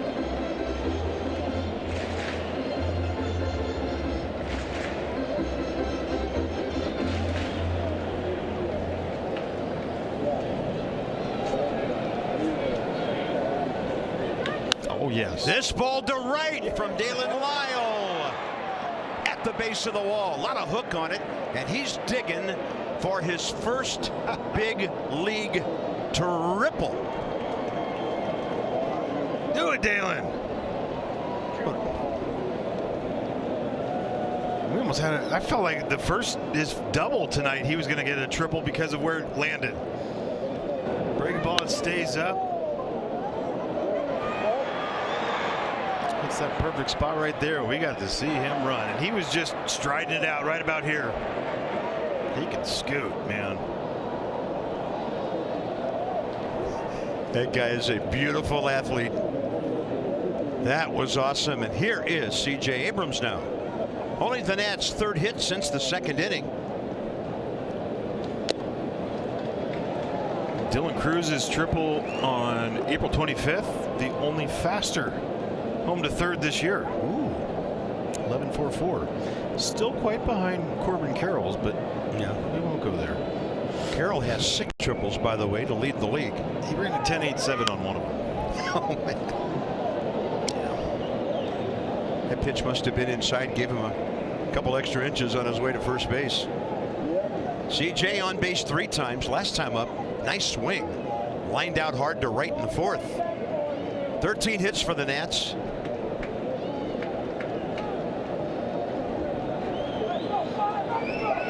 Oh, no. Oh, he's hit for the 3rd time tonight. All in his legs, too.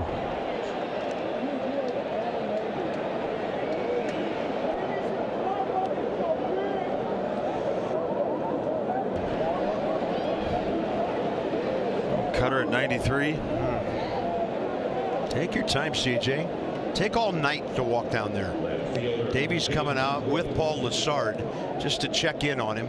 That's to give him time, but I mean, like two shin burgers, and then you get this one right there on the IT band. That just does not feel comfortable. We're in the 6th inning. The Nats are ahead by 9. There's a young man named Nas in that dugout who can play some shortstop. We'll see if that becomes part of the conversation here.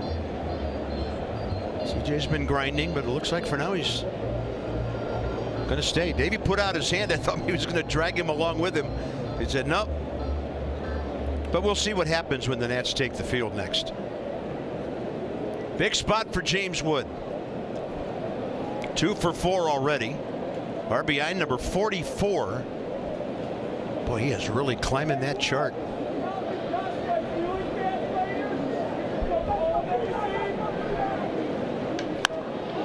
Just got under it out to left center. Look at it, still carries about 390 or so. And the Nats are done in the top of the 6th. Let's watch Dalen Lyle swing and run. You got a dick, kid. Okay, just get rid of the helmet. We got to find him one. Smooth, easy sailing there for Dalen Lyle. First one. 4 hits, 3 strikeouts so far, so times that by a total of $50, and that's what the children's in at the National Institutes of Health have coming tonight, thanks to Toyota. K's for kids. Here's Geraldo Perdomo, fastball up. C.J. Abrams is still in the game at short.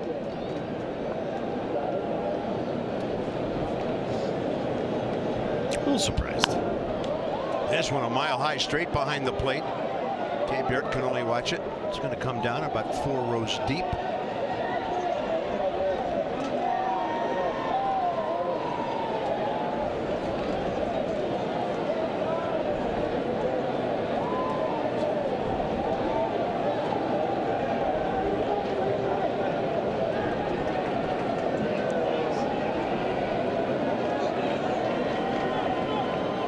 Late time given.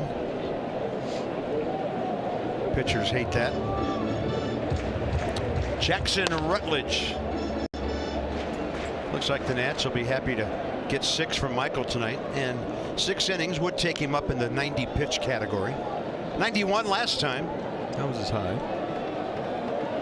Good time. Over 80 now this year.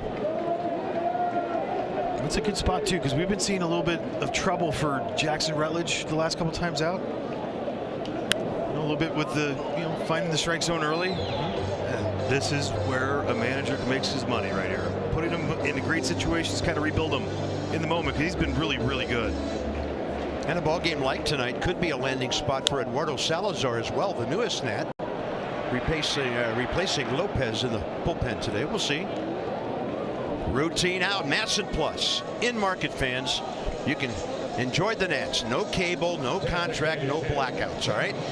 iOS, Android mobile devices, Apple, Amazon, Fire, and Roku TV. The season pass price has been reduced, continues to provide great value. Check it out, MassonSports.com.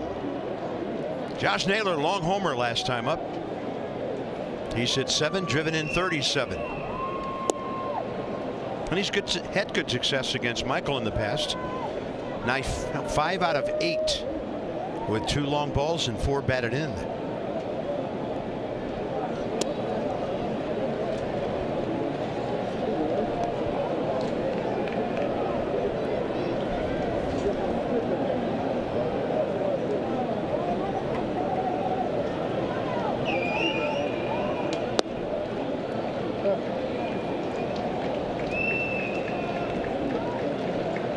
First 3-0 count tonight for Michael Soroka. I thought that would have happened in the first, just based on being in there for a long time and the way things are going. We're getting one batter into the, or second batter into the bottom of the 6th inning here. It's pretty good. Yeah, and right now, and I'm not great at keeping track of such things. I remember like 3 3-ball counts. It looked like Soroka might have been a little too hasty there. Josh Naylor is not looking up. You have to look up.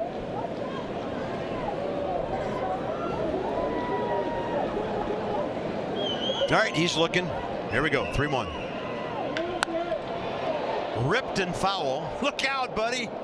Oh, our friend down the right field line had to scramble. That ball almost took him out. Well done. This guy's been impressive. Man of the match right there.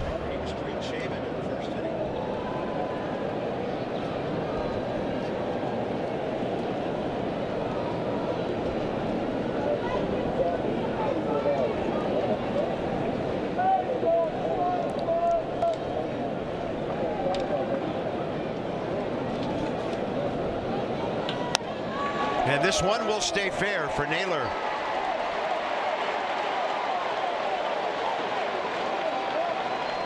Lyle's going to show off the arm. Nicely done on one hop. And for Josh Naylor, his 14th double of the year.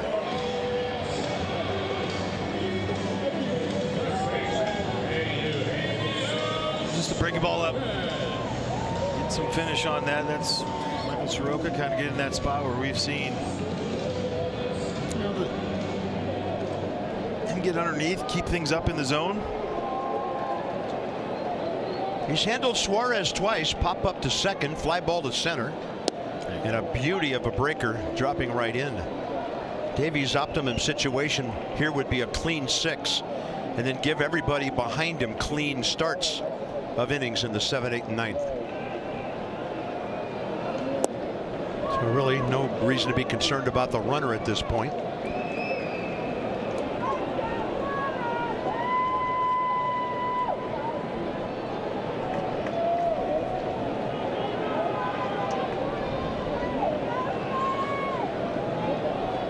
Another breaking ball. So as I'm looking at this, 1904, the Washington Senators. That's Jake Stahl was the last time a guy was hit by 3 pitches for the Nets. Wow. Organization.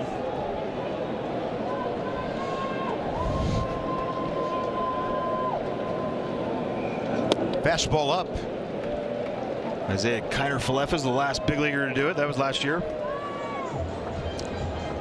And earlier we were talking about a note of the last big leaguer to be hit twice in the first inning of a game was Brady Anderson. I didn't think he got hit by a lot of pitches. Maybe that was after he started hitting for more power second half of his career, and guys are trying to back him out of there a little. He was one of those late bloomers like Luis Gonzalez was here in terms of power. 3-2. And Suarez to right. Lyle took a step back. He tried to deke everybody to think he was going to catch it by putting the glove up. He just simply had too far to go there. And play deep out there. Lyle had no chance. Nice job just to even just do something. Just do something.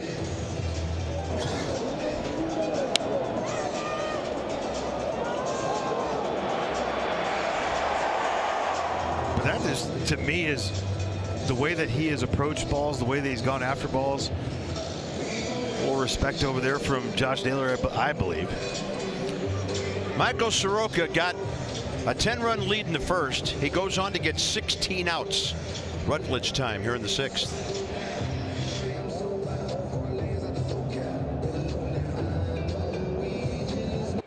Salazar is with the ball club. He recalled from Rochester upon the DFA of Jorge Lopez, who becomes the first pitcher with a record of 6-0 to be designated for assignment during a season since another guy who pitched for the Nats, Chin-Ming Wong, was let go by the 2016 Royals with a record of 6-0. Here's Jackson Rutledge against Pavin Smith. It's his first career appearance for the tall right-hander against the Arizona Ball Club.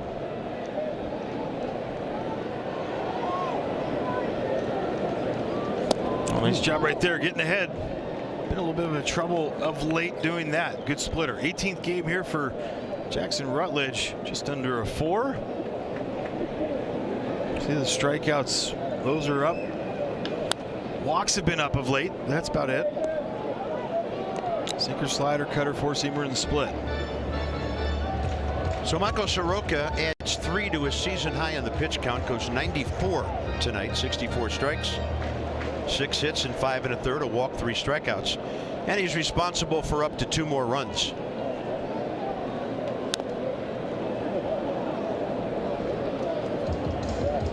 Straight splitters. Haven't seen that from Jackson in a while.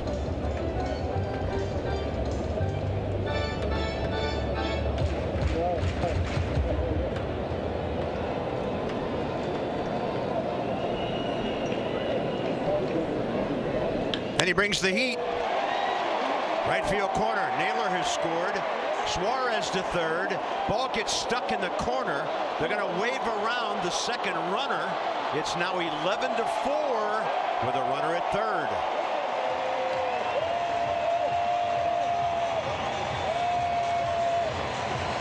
Jackson Rutledge too, now 3 for 10, keeping the straight of runners out there. Gets ahead, finds a way, but trying to go up and in. Missed spot. Up and in is a lot of swing and miss there for Pavin Smith. Down there, you get a lot of that. Good reactions out of Dalen Lyle just to stay with it. Gabriel Moreno is next. Nats do not play the infield in with a 7-run lead. That's a strike, running to the outside edge, and Moreno didn't like it.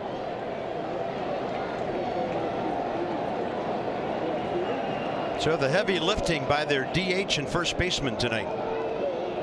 The two guys who swapped positions before the game.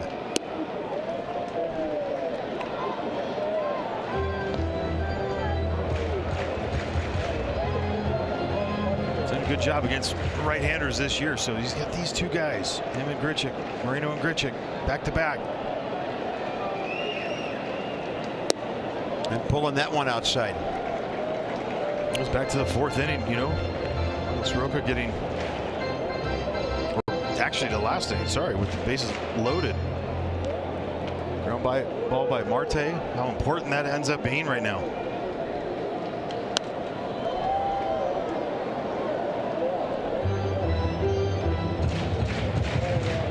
Day here in the desert there, Bob. I'm seeing a mirage. Different innings, they're popping in my head.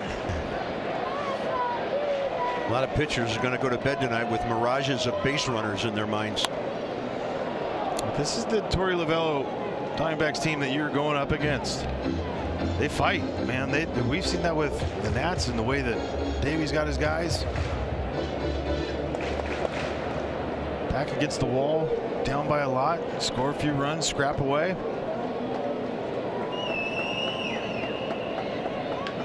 Base hit. Great play. CJ did all he could. Tremendous range. And now it's 11-5. Good job by CJ to get to it. I'm wondering, that's a little bit off balance right there. If he wanted to spin, maybe he gets more on the throw. Good angle. Catches it right there on the heel to stay with it. Moreno smelling one. Amazing job of making it that close. And now Jim Hickey, another mound visit for the Nats here. After a routine out on Perdomo, 4 consecutive hits. And the Diamondbacks have all 8 of their hits and all 5 of their runs in the last 3 innings. Boy, back to your point last inning, that strike 2 called to Marte that the Nats benefited from, maybe contributing to his ground ball out. And had they scored there, you never know what's going to happen after that. But again, you got a crowd that's staying alive here. Yeah.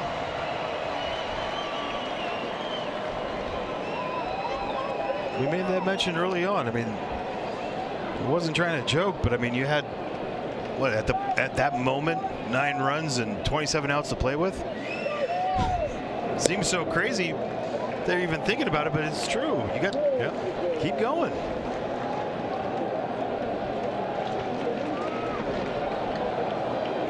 Grichuk base hit through the shortstop hole last time.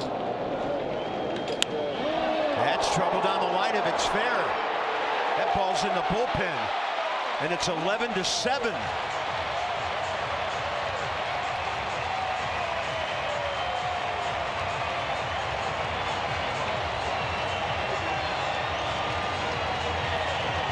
They've had a game earlier, I think it was about last week, where they lost 14-12 to the Rockies. They were down by a lot, found a way to come back and make it a game. And where is it now? Slam range. Grichuk, 3rd of the year. Number 9 hitter Alec Thomas, and now you're looking at Corbin Carroll on deck. 5 consecutive hits and runs in this 6th inning.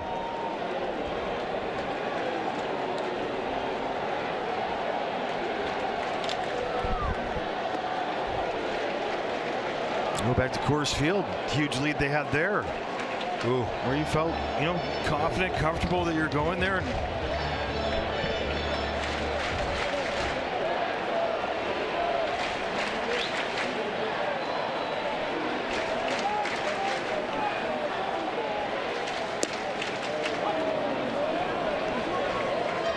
Alec Thomas, a grounder to first, base hit up the middle.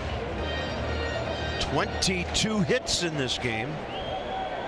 And the Nats had 9 of those before the D-backs even batted. Swing and a miss on a good one down and away. Looked like a foul.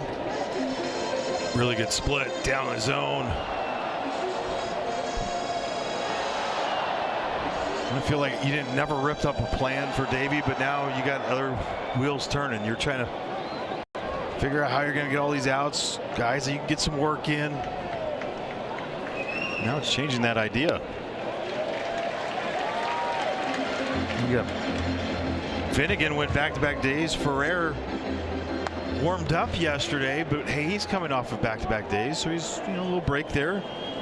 Brad Lord, 32 pitches. Cole Henry threw 18 2 days ago. And a badly needed second out, as badly as you could need one when you're up by 4. Top of the order now, Carroll. Chafin's gone 47 pitches in the last 4 days. Brixey, I mean, there's trying to guide through this whole thing. Yeah, looking at the scoreboard a couple of innings ago, you're feeling good about a night when Finnegan most probably isn't available and wouldn't have to pitch. So, bullpen has gotten younger. With Sims, Poche, and now Lopez being let go. And a lot of guys a whole lot shorter on experience and younger, trying to establish themselves and keep this thing rolling. 1 ball, 1 strike to Carroll, 0 for 2 with a walk.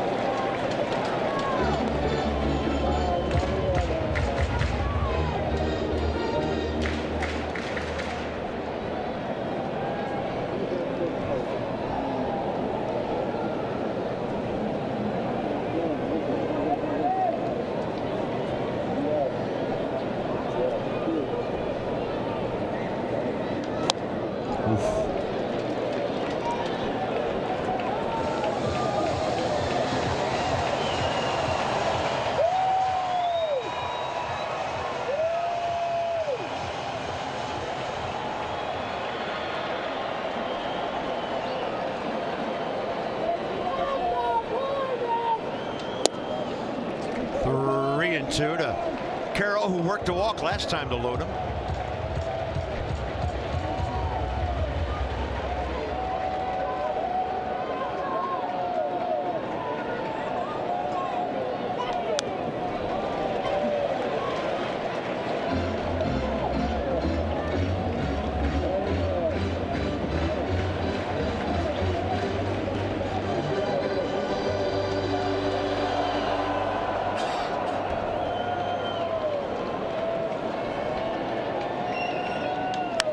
And he popped him up. Abrams right in front of Garcia on the right side. Okay. Long inning. Do the Nats need more runs?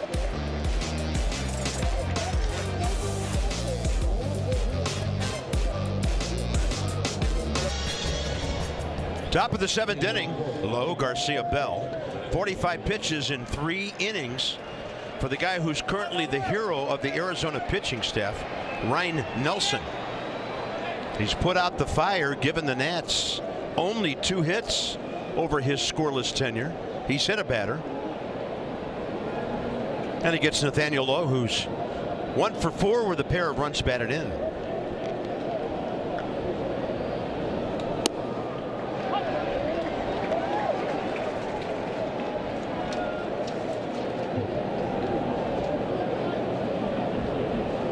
July 30th game where we were talking about it.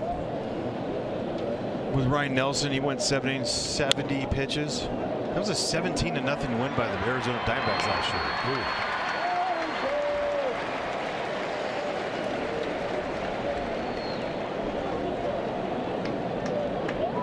Second base, Luis Garcia Jr. Luis Garcia Jr. with an RBI, 2 for 8 career against Nelson. I take that back. It was the 70 pitches was on June 30th. 106 here when they won 17-0. Wow.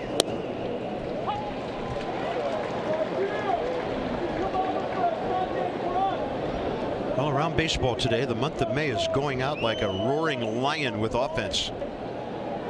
Bunch of double-digit scores all over the big leagues.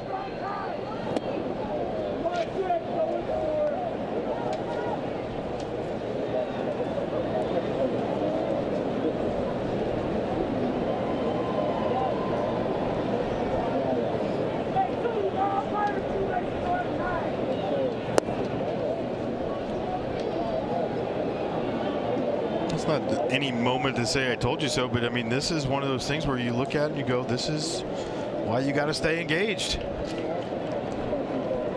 And why C.J. Abrams still playing shortstop. As it turns out, yeah.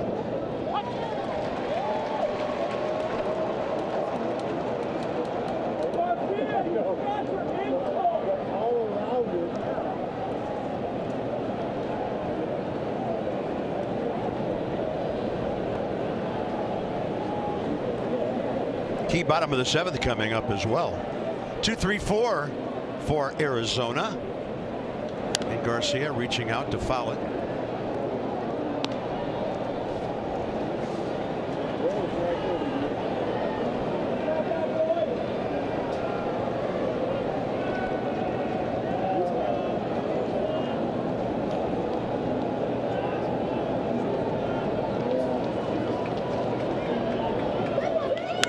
Garcia to the right side. Marte quickly to his left, spins and throws him out.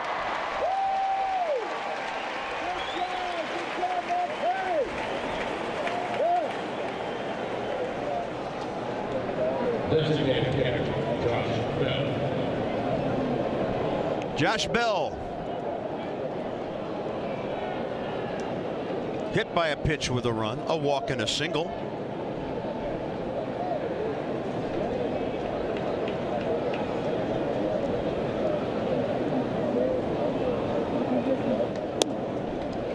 Just be nice the next inning or two just to get a run. Feel like extend that lead, answer back. Well, you talk about slam range. Yep. That's why 5 is so big.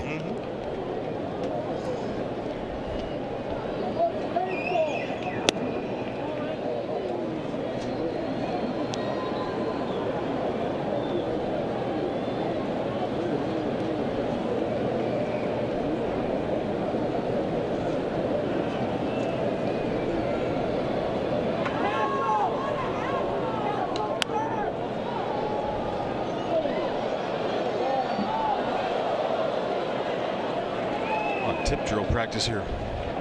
Ricochets.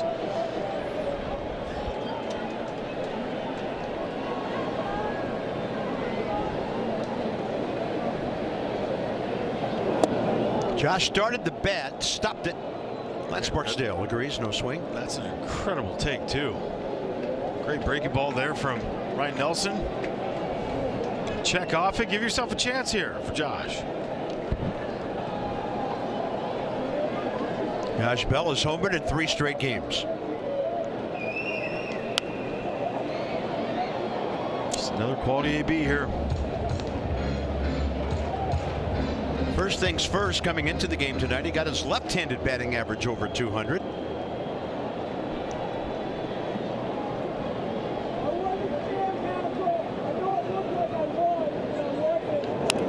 And somehow the bat touched the ball on that swing.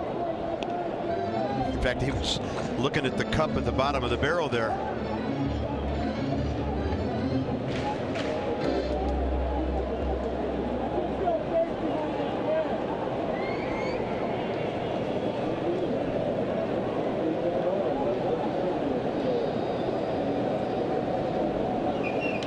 Josh Bell, left field, slicing action on it, into the corner, and a tremendous effort by Randall Grichuk.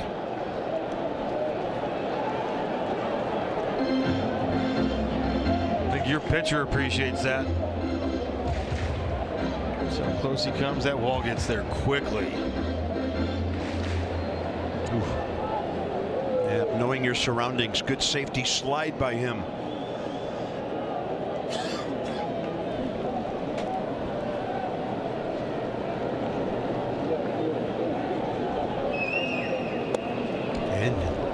Looks like he did it again. He's looked committed to 2 of those breaking balls and so strong and quick to snap it back. 9th pitch of the at bat.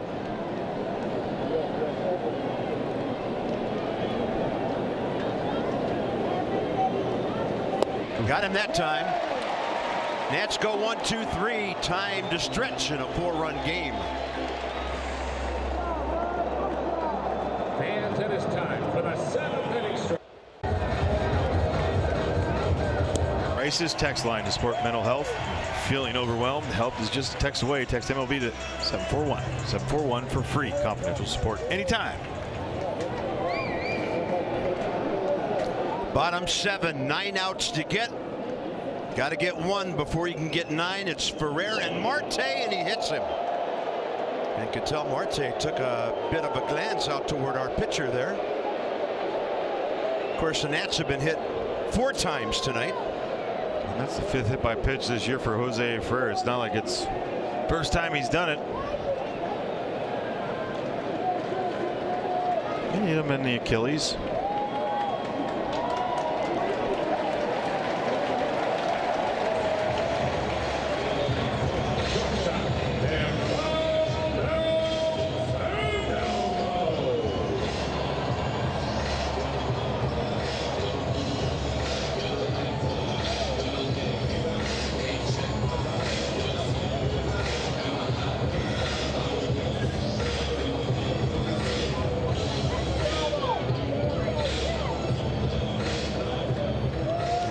Still walking that one off over with his first base coach Dave McKay. Now he's stationed on the bag, and here's Geraldo Perdomo. And for Jose Ferrer, 29th appearance on the year, most in the big leagues.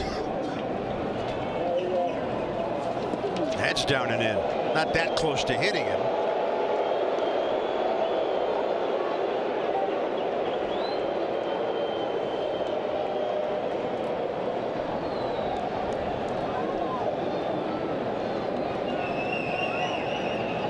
Squares to bunt, and that's 3 in a row down and in. He's a little amped right now. Wouldn't be surprised if Jim Hickey came out there.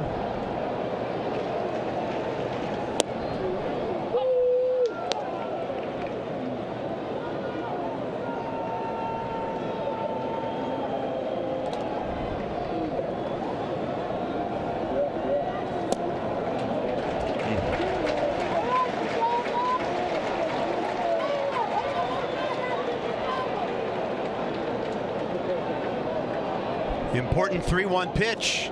Cleanup man on deck. In there. Well, that's the go-to. Sinker at 98, slider changeup. Great movement by Jose Ferrer. Nats turned a couple of double plays last night, and this is perfect. Abrams, Garcia, 6-4-3. 42nd of the year. And the best of all times, considering the part of the lineup you're facing. Oh, nice job, too, for Jose Ferrer. We saw how wild he was the first 3 pitches to be able to get this. Pretty close at first base, too, on a pretty routine double play.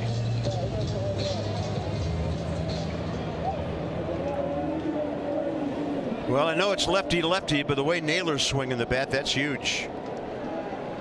Josh is 0 for 1 and make it 0 for 2 career against Jose Ferrer. And for the Nats, thank you very much on a quick ending in the bottom of the 7th.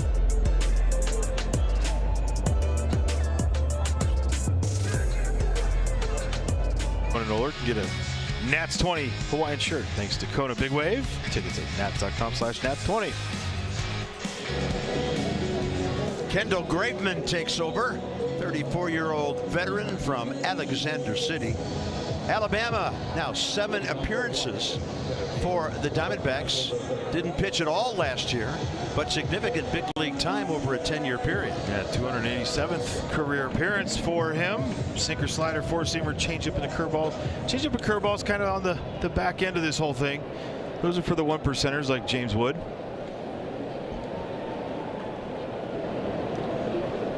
Seven for 19 against him, 3 extra base hits. Trying to feel his way to a bunt base hit. Robert Hassel, the third there. Got you all choked up. I like it. I'm like, the way you're swinging it? But he did have Suarez back at third.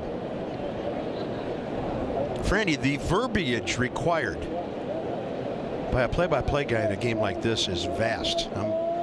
I'm okay for the last couple innings here, but that double play ball sure helped. Absolutely. I mean, don't you have a much different feeling now than you did 10 minutes ago? This might be playable for Suarez. He got over there quickly, knows his ballpark. To answer your question, yes. Jose Ferrer, calm those waters. That was an 8-pitch inning for him. He hit Marte on the first pitch. Then a Perdomo double play ball, the grounder. And a huge sigh of relief for all of us watching on MASN tonight. Tapper right side from Keibert Ruiz, and Marte's got it.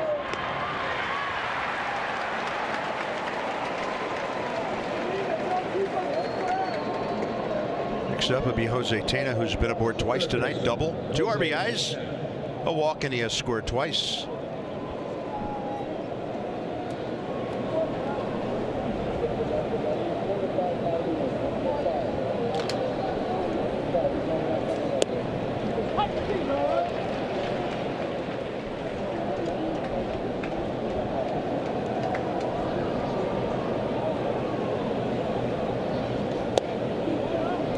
Moreno tried to pull it back in. 1-1.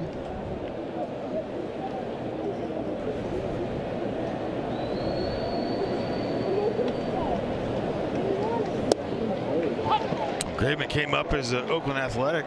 He was a starter. Moved to the bullpen years later. Big piece of that pen in Houston when they won one of their titles back in 22.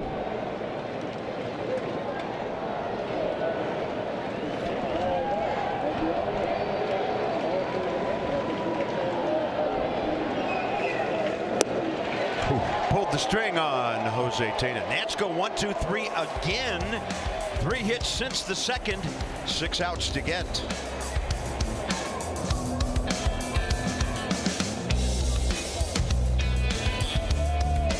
The broadcast is presented by authority of the Washington Nationals Baseball Club and may not be reproduced or retransmitted in any form. The accounts and descriptions of this game may not be disseminated without the express written consent of the Washington Nationals. Downtown Phoenix, 95 degrees out there at game time tonight. Got up to triple digits today, and here's Cole Henry. He gets 5, 6, and 7 for the D-backs in the 8th inning. Yeah, 18th appearance here for Cole Henry. 0.89 whip. Strike zone finder. Let's go. 4-seam fastball, curveball, sinker, cutter, change. He's got all his pitches, but it's really 4-seam fastball, curveball. Every once in a while that 4-seamer turns into the sinker, a little run on it. Power fastball.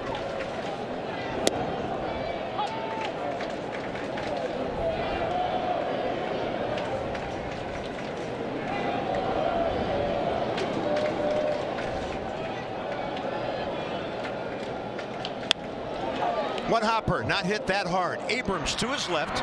Time for an extra hop to get all squared up to retire Suarez. And I mean, that's the part with Cole Henry. That Forcing fastball that explodes at the top, and then you get the little sinker that gets soft contact, and it's shown that it is. Last 11 games for him, 12 innings, 2 hits.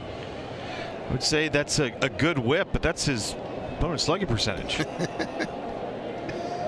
25-year-old getting a chance to show what he can do regularly at the big league level. And he is shining right now. Pavin Smith, 2-run triple last time up. Didn't look like that big of a deal at the time, making it 11-4, but the D-backs would score 3 more in that 6th inning.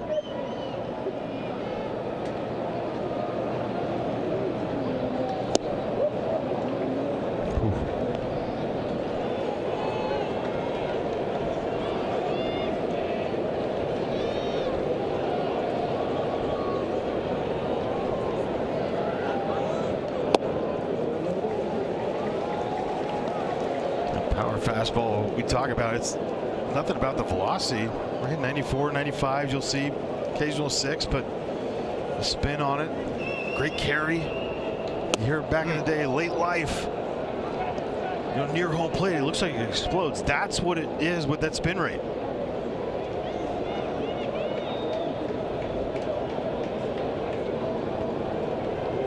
One out, 3-2, and that's up and in. His 8th walk. No, it's not even. That's not bad at all. It's the 6 hit by pitches too that you look at and you're going, oh man, that's a lot.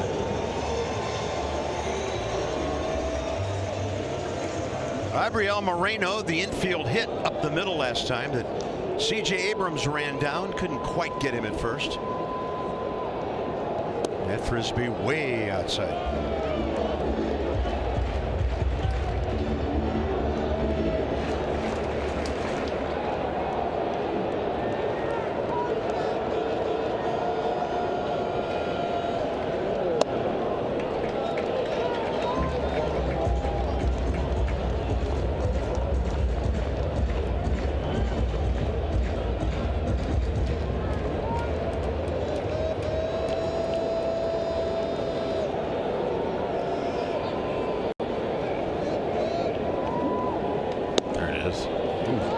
Where was that one? A little bit up, but I mean, not bad.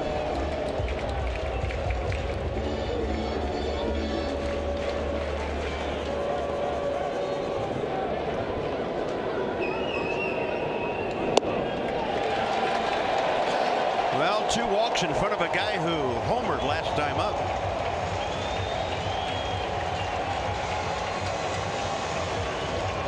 Grichuk has done it to the Nats again, 2 for 3 tonight, and a low laser of a homer last time up. Jim Hickey on his way.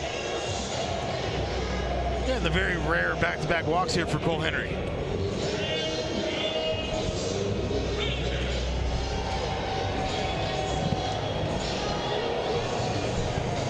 Scramble drill going on in the pen. Guys getting a little bit loose.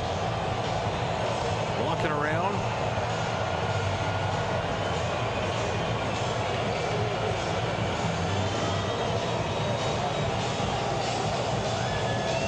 Andrew Chafin's part of that.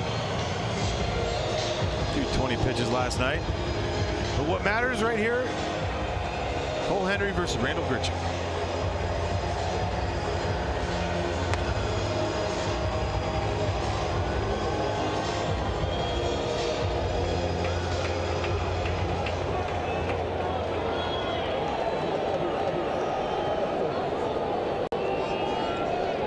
Looks a little antsy there, and with the pants and the socks, reminds you of Hunter Pence. He's a lot calmer than Hunter was. Hunter Pence makes coffee nervous. Yep.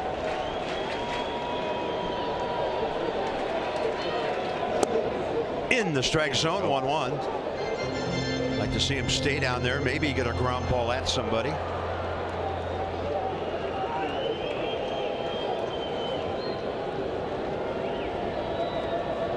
And a breaking ball that was hanging. One hopper out to Wood. They're going to send the runner. Ball comes through. Oh, and what a play. out at the plate if K-Bear holds on, and he does. It looked like James Wood had no chance to throw him out, and the ball kept skipping right toward the plate. What a play by Caber. And Jose Tena. There's a lot that goes on in this. Number one, James Wood coming in. Fantastic job. Get around it. Throw a strike. Jose Tena has a chance to cut it. He doesn't. I just think this is incredible because Caber gave the plate too. He's having to worry about not blocking the plate, give a lane, reach for it. And, oh, 2 balls, 2 outs. Alec Thomas, the number 9 hitter. That ball had ice going through legs and spikes and right into the catcher's mitt. By the way, James Wood's 2nd assist this week. Runners end up at 1st and 2nd. Bob, your furniture discount, huh? Well, right now I'm on the edge of my swivel chair the way this thing's going. It's been a crazy night here.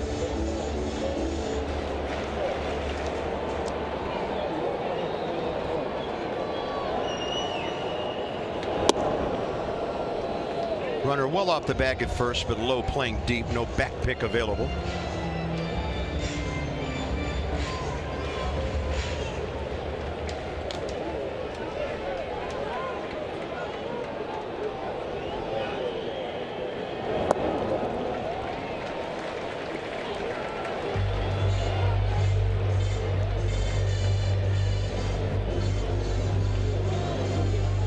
Moreno and Grichuk. Not great speed. Grichuk a good base runner. Moreno the catcher in front of him.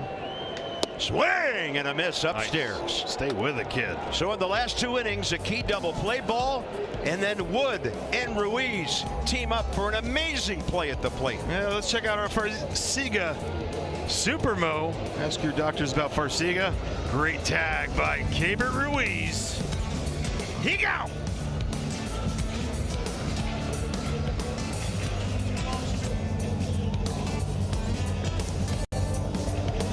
On him and James Wood, well, the play of the night. Randall Grichuk with his 3rd knock. Look how deep James Wood is, and he unleashes. Best throw of his career here in the big leagues. 91 out of the arm, but the toughness of Caber to have everything go on, allow the plate, give the lane, there's no question about it, and stay in there and make the tag. Oof. Top of the 9th, Shelby Miller, who's done some closing for the D-backs. 5 saves in 8 appearances, 8 opportunities, and his 23rd appearance, sporting a 2.08 ERA.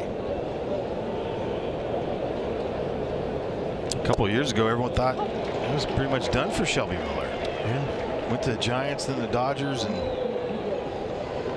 it's a guy that great 4-seam fastball, almost like a mile-an-hour plus.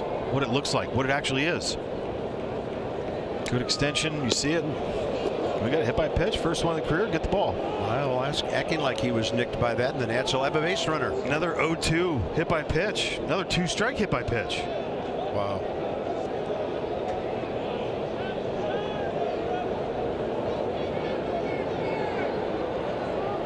Did you do a push-up today? Yep, I see it. Diamondbacks are challenging.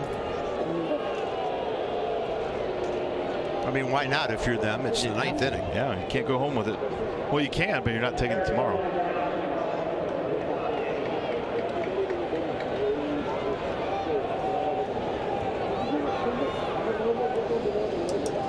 So this is 5 Nats hit or nicked tonight.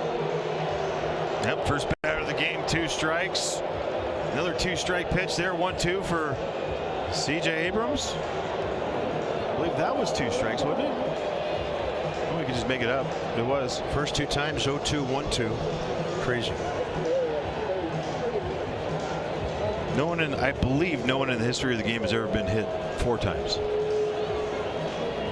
Not even Ron Hunt, huh? No, he was a part of the 3-man guys. Oh, I got one for you. Houston Astros. Would you know who their Houston Astros hit by pitch leader was? Probably the greatest ever. No. Pidge? Nope. Richard Hidalgo. Of course. Well, I wouldn't have gotten that one. Yeah. So. Reed Johnson, the only guy to have it happen to him 3 times. Oh, they're booing again. Been a rough night for the crowd here. They took a punch to the kisser early in the game. Then they had some things to cheer about. It's been a full night. But they've stayed here. They've stayed in it. Give them that. C.J. Abrams, 6th plate appearance tonight, and he's trying to get aboard for the 5th time. If they hit him here, something bad might happen. That's a heck of a throw to the first base side. Dalen thought he was safe. Don't be jumping up and down too much, Dalen. Stay in this game. Now the Nats will have a look. Yeah, the Nats are testing to see, is he a liar or is he telling the truth? And they have a challenge if they want to use it, and they will. Dalen did say, like, the way that he went after this, he said it right away. Slides the outside part of the base. He got him on the wrist, but the wrist, he's on the base. This is going to be the best view that we have. Touches him. There. You know, and Ryan Wills, the second base umpire, was a bit blocked out there as the throw took runner and glove to the sort of the other side of the bag. I mean, it's a perfect challenge because, again, this one is going to be tagged right there. I mean, do we know he tagged him on that play right there?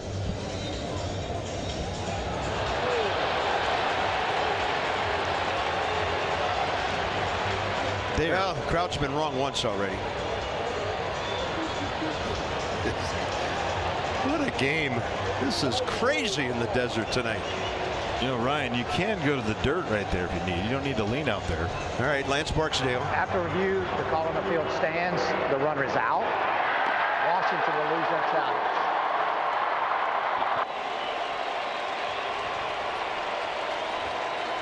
I mean, again, not a bad challenge at all. No, you have to use it. You have to use it, and I mean, all that mattered in that whole thing was the actual initial call. And Franny, the Nats up by 4. I love it going for the jugular in that situation. We were 5 for 5 against Shelby Miller coming into the game. That ball's going to come twisting back to Grichuk. 2 outs. A well-struck ball by C.J. Abrams. 2-6. If you're up late, scoring the ball game. And now 2 outs here in the ninth. I just think about C.J. with his bullet to right for an out. And the one he smokes to left. Those are 2 good swings. Yeah. James Wood. I don't blame him if he tries to hit one 500 feet right here. Why not? I always like to trick my mind thinking that this whole place stayed here in this blowout to watch James Wood. Well, they do have the top of their order coming up.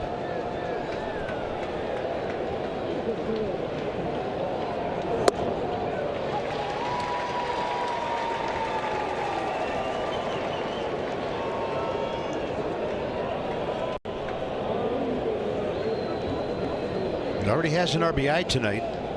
An extra base hit would give him 6 games in a row with those 7 with those 2 things. Already sitting on 6. What, it tied Daniel Murphy, right? Or is it tied Daniel Murphy? It's 1 short of the franchise record. Yeah, do it on 2 strikes, no big deal. 1 ball, 2 strikes. Down and away. All right, here we go. Bad news, top of the order. Good news. Nats by 4.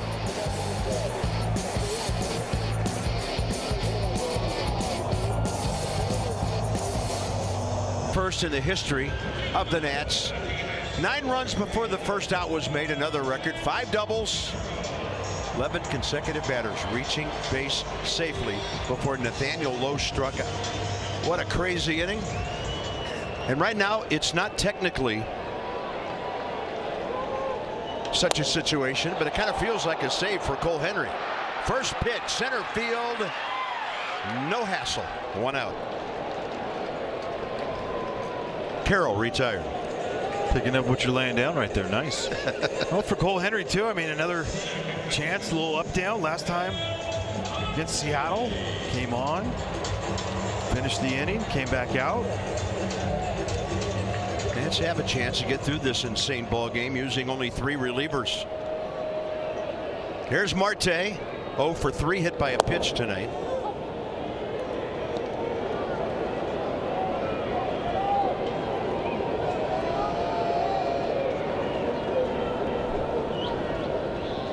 Whoa.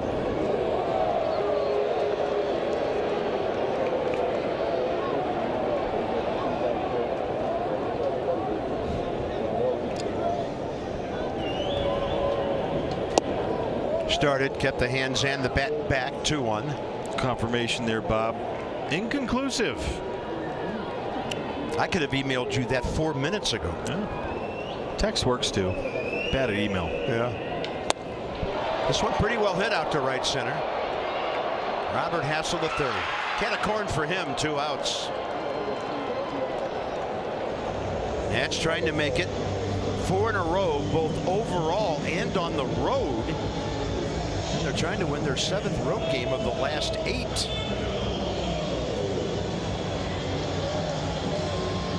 If you looked at the standings this morning, the Nationals were a half game ahead of Atlanta in 3rd place, NL East.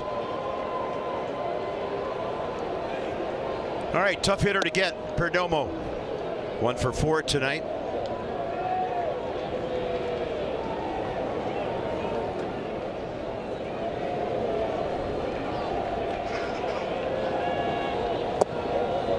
Oh, wow. So not giving the Nats the win just yet, but they would go to 28-30. Mets Phillies deadlocked at the moment. Juan Soto broke a homerless streak today, about 2.5 weeks. Ball inside.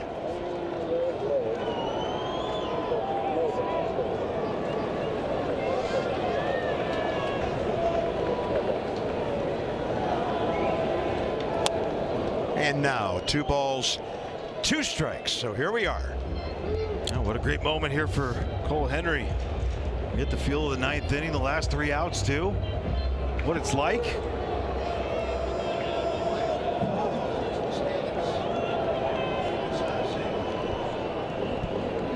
Two.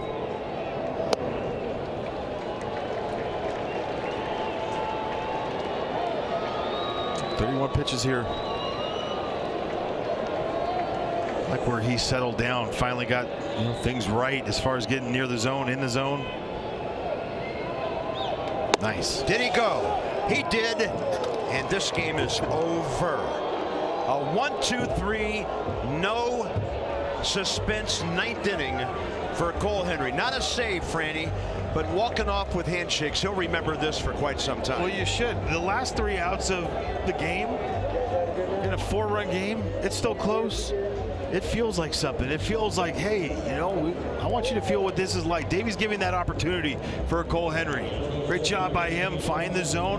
But a historic 1st inning for the Nationals today is the real deal, right? You get scored 10, you scored 9 without, before the 1st out. To be able to, for Michael Soroka to come out there and throw strikes, quality strikes. It's a tough thing to do. Everyone's like, oh, it's easy. You got this big lead. It's not. He stays in it, and the bullpen gets it all the way to the end. Big day for the Nats. Win a series on the road again. Again, it's a 4-1 road trip. Mitchell Parker goes tomorrow against one of their big guns in Corbin Burns. So the Nats are 2 games under 500. They're 1 under on the road now. They continue to play well against the West, 9-5. And the Diamondbacks now big time struggles with their pitching. They've lost 9 of their last 10. Coming up on Nats Extra Post Game, Dan will be searching for things to talk about. Yeah, right, like an historic 1st inning. Everybody in the lineup had a hit. And Dan, you cannot lose a ball game like this. Diamondbacks made it interesting for an inning or 2. But this young ball club continues to show us every day different ways to win some ball games. And this was an exciting one tonight, Bob. 10 runs in the first inning. An exciting way to start this ball game, and the Nationals now win the series. Let's go to Arizona now, where Dalen Lyle has a headset on for us. Dalen, it's Dan back in D.C. Congratulations on the win. You guys had 11 straight batters reach base to start the ball game before an out was recorded. You guys scored 10 runs in the inning. Have you ever been a part of anything like that before in your baseball life? Back in like travel ball or high school, not in pro ball, but it was something special. What's the vibe like in the dugout as that half inning is playing out? It was awesome. A lot of smiles. It was definitely electric. Everybody was happy for each other, but just pass it down the line, and for us to do our job with runners in scoring position, it was awesome. Dalen, you've had a bunch of balls on this road trip that we thought were home runs off the bat. Your double to straightaway center field, I think, was a homer in 28 ballparks. You had a triple to right field that would have been a homer in, I think, 20 ballparks. How many times on this trip have you hit a ball that off the bat you thought was going to be your first big league home run? A couple, for sure. I didn't get back in the weight room, definitely do some more push-ups or something. Well, Dalen, you've only played 8 games in the major leagues, but there's already been some early ups and downs. What have been the biggest takeaways for you as far as trying to find consistent success at the highest level that there is in this game? Just find what works for me. Just be where my feet are, not trying to do too much, but know what kind of player I am and what I bring to the table, and just being the best version of myself and not trying to do too much, but just work hard every day. I know there's going to be ups and downs, but got to learn from it. Dalen, this ball club is now 11-4 in its last 15 games. You, since you got called up, have been here for 5 wins in your 8 ball games. How much fun is it to be a big leaguer and be a part of winning baseball? It's a lot of fun, especially on the bus rides back to the hotel and those plane rides. I mean, it's awesome to be part of a group that gets after it and wants to win. Dalen, congratulations on the win and another big night for you. Appreciate you. Thank you. Dalen Lyle, still searching for that first big league home run, but he keeps putting swings like this on baseballs. It'll come soon enough. A double and a triple for Lyle tonight. The Nationals explode in the first inning for 10 runs. They scored 11 in the first 2 frames, and a little bit of late drama, but they hold on to win 11-7. Nats Extra Postgame is next.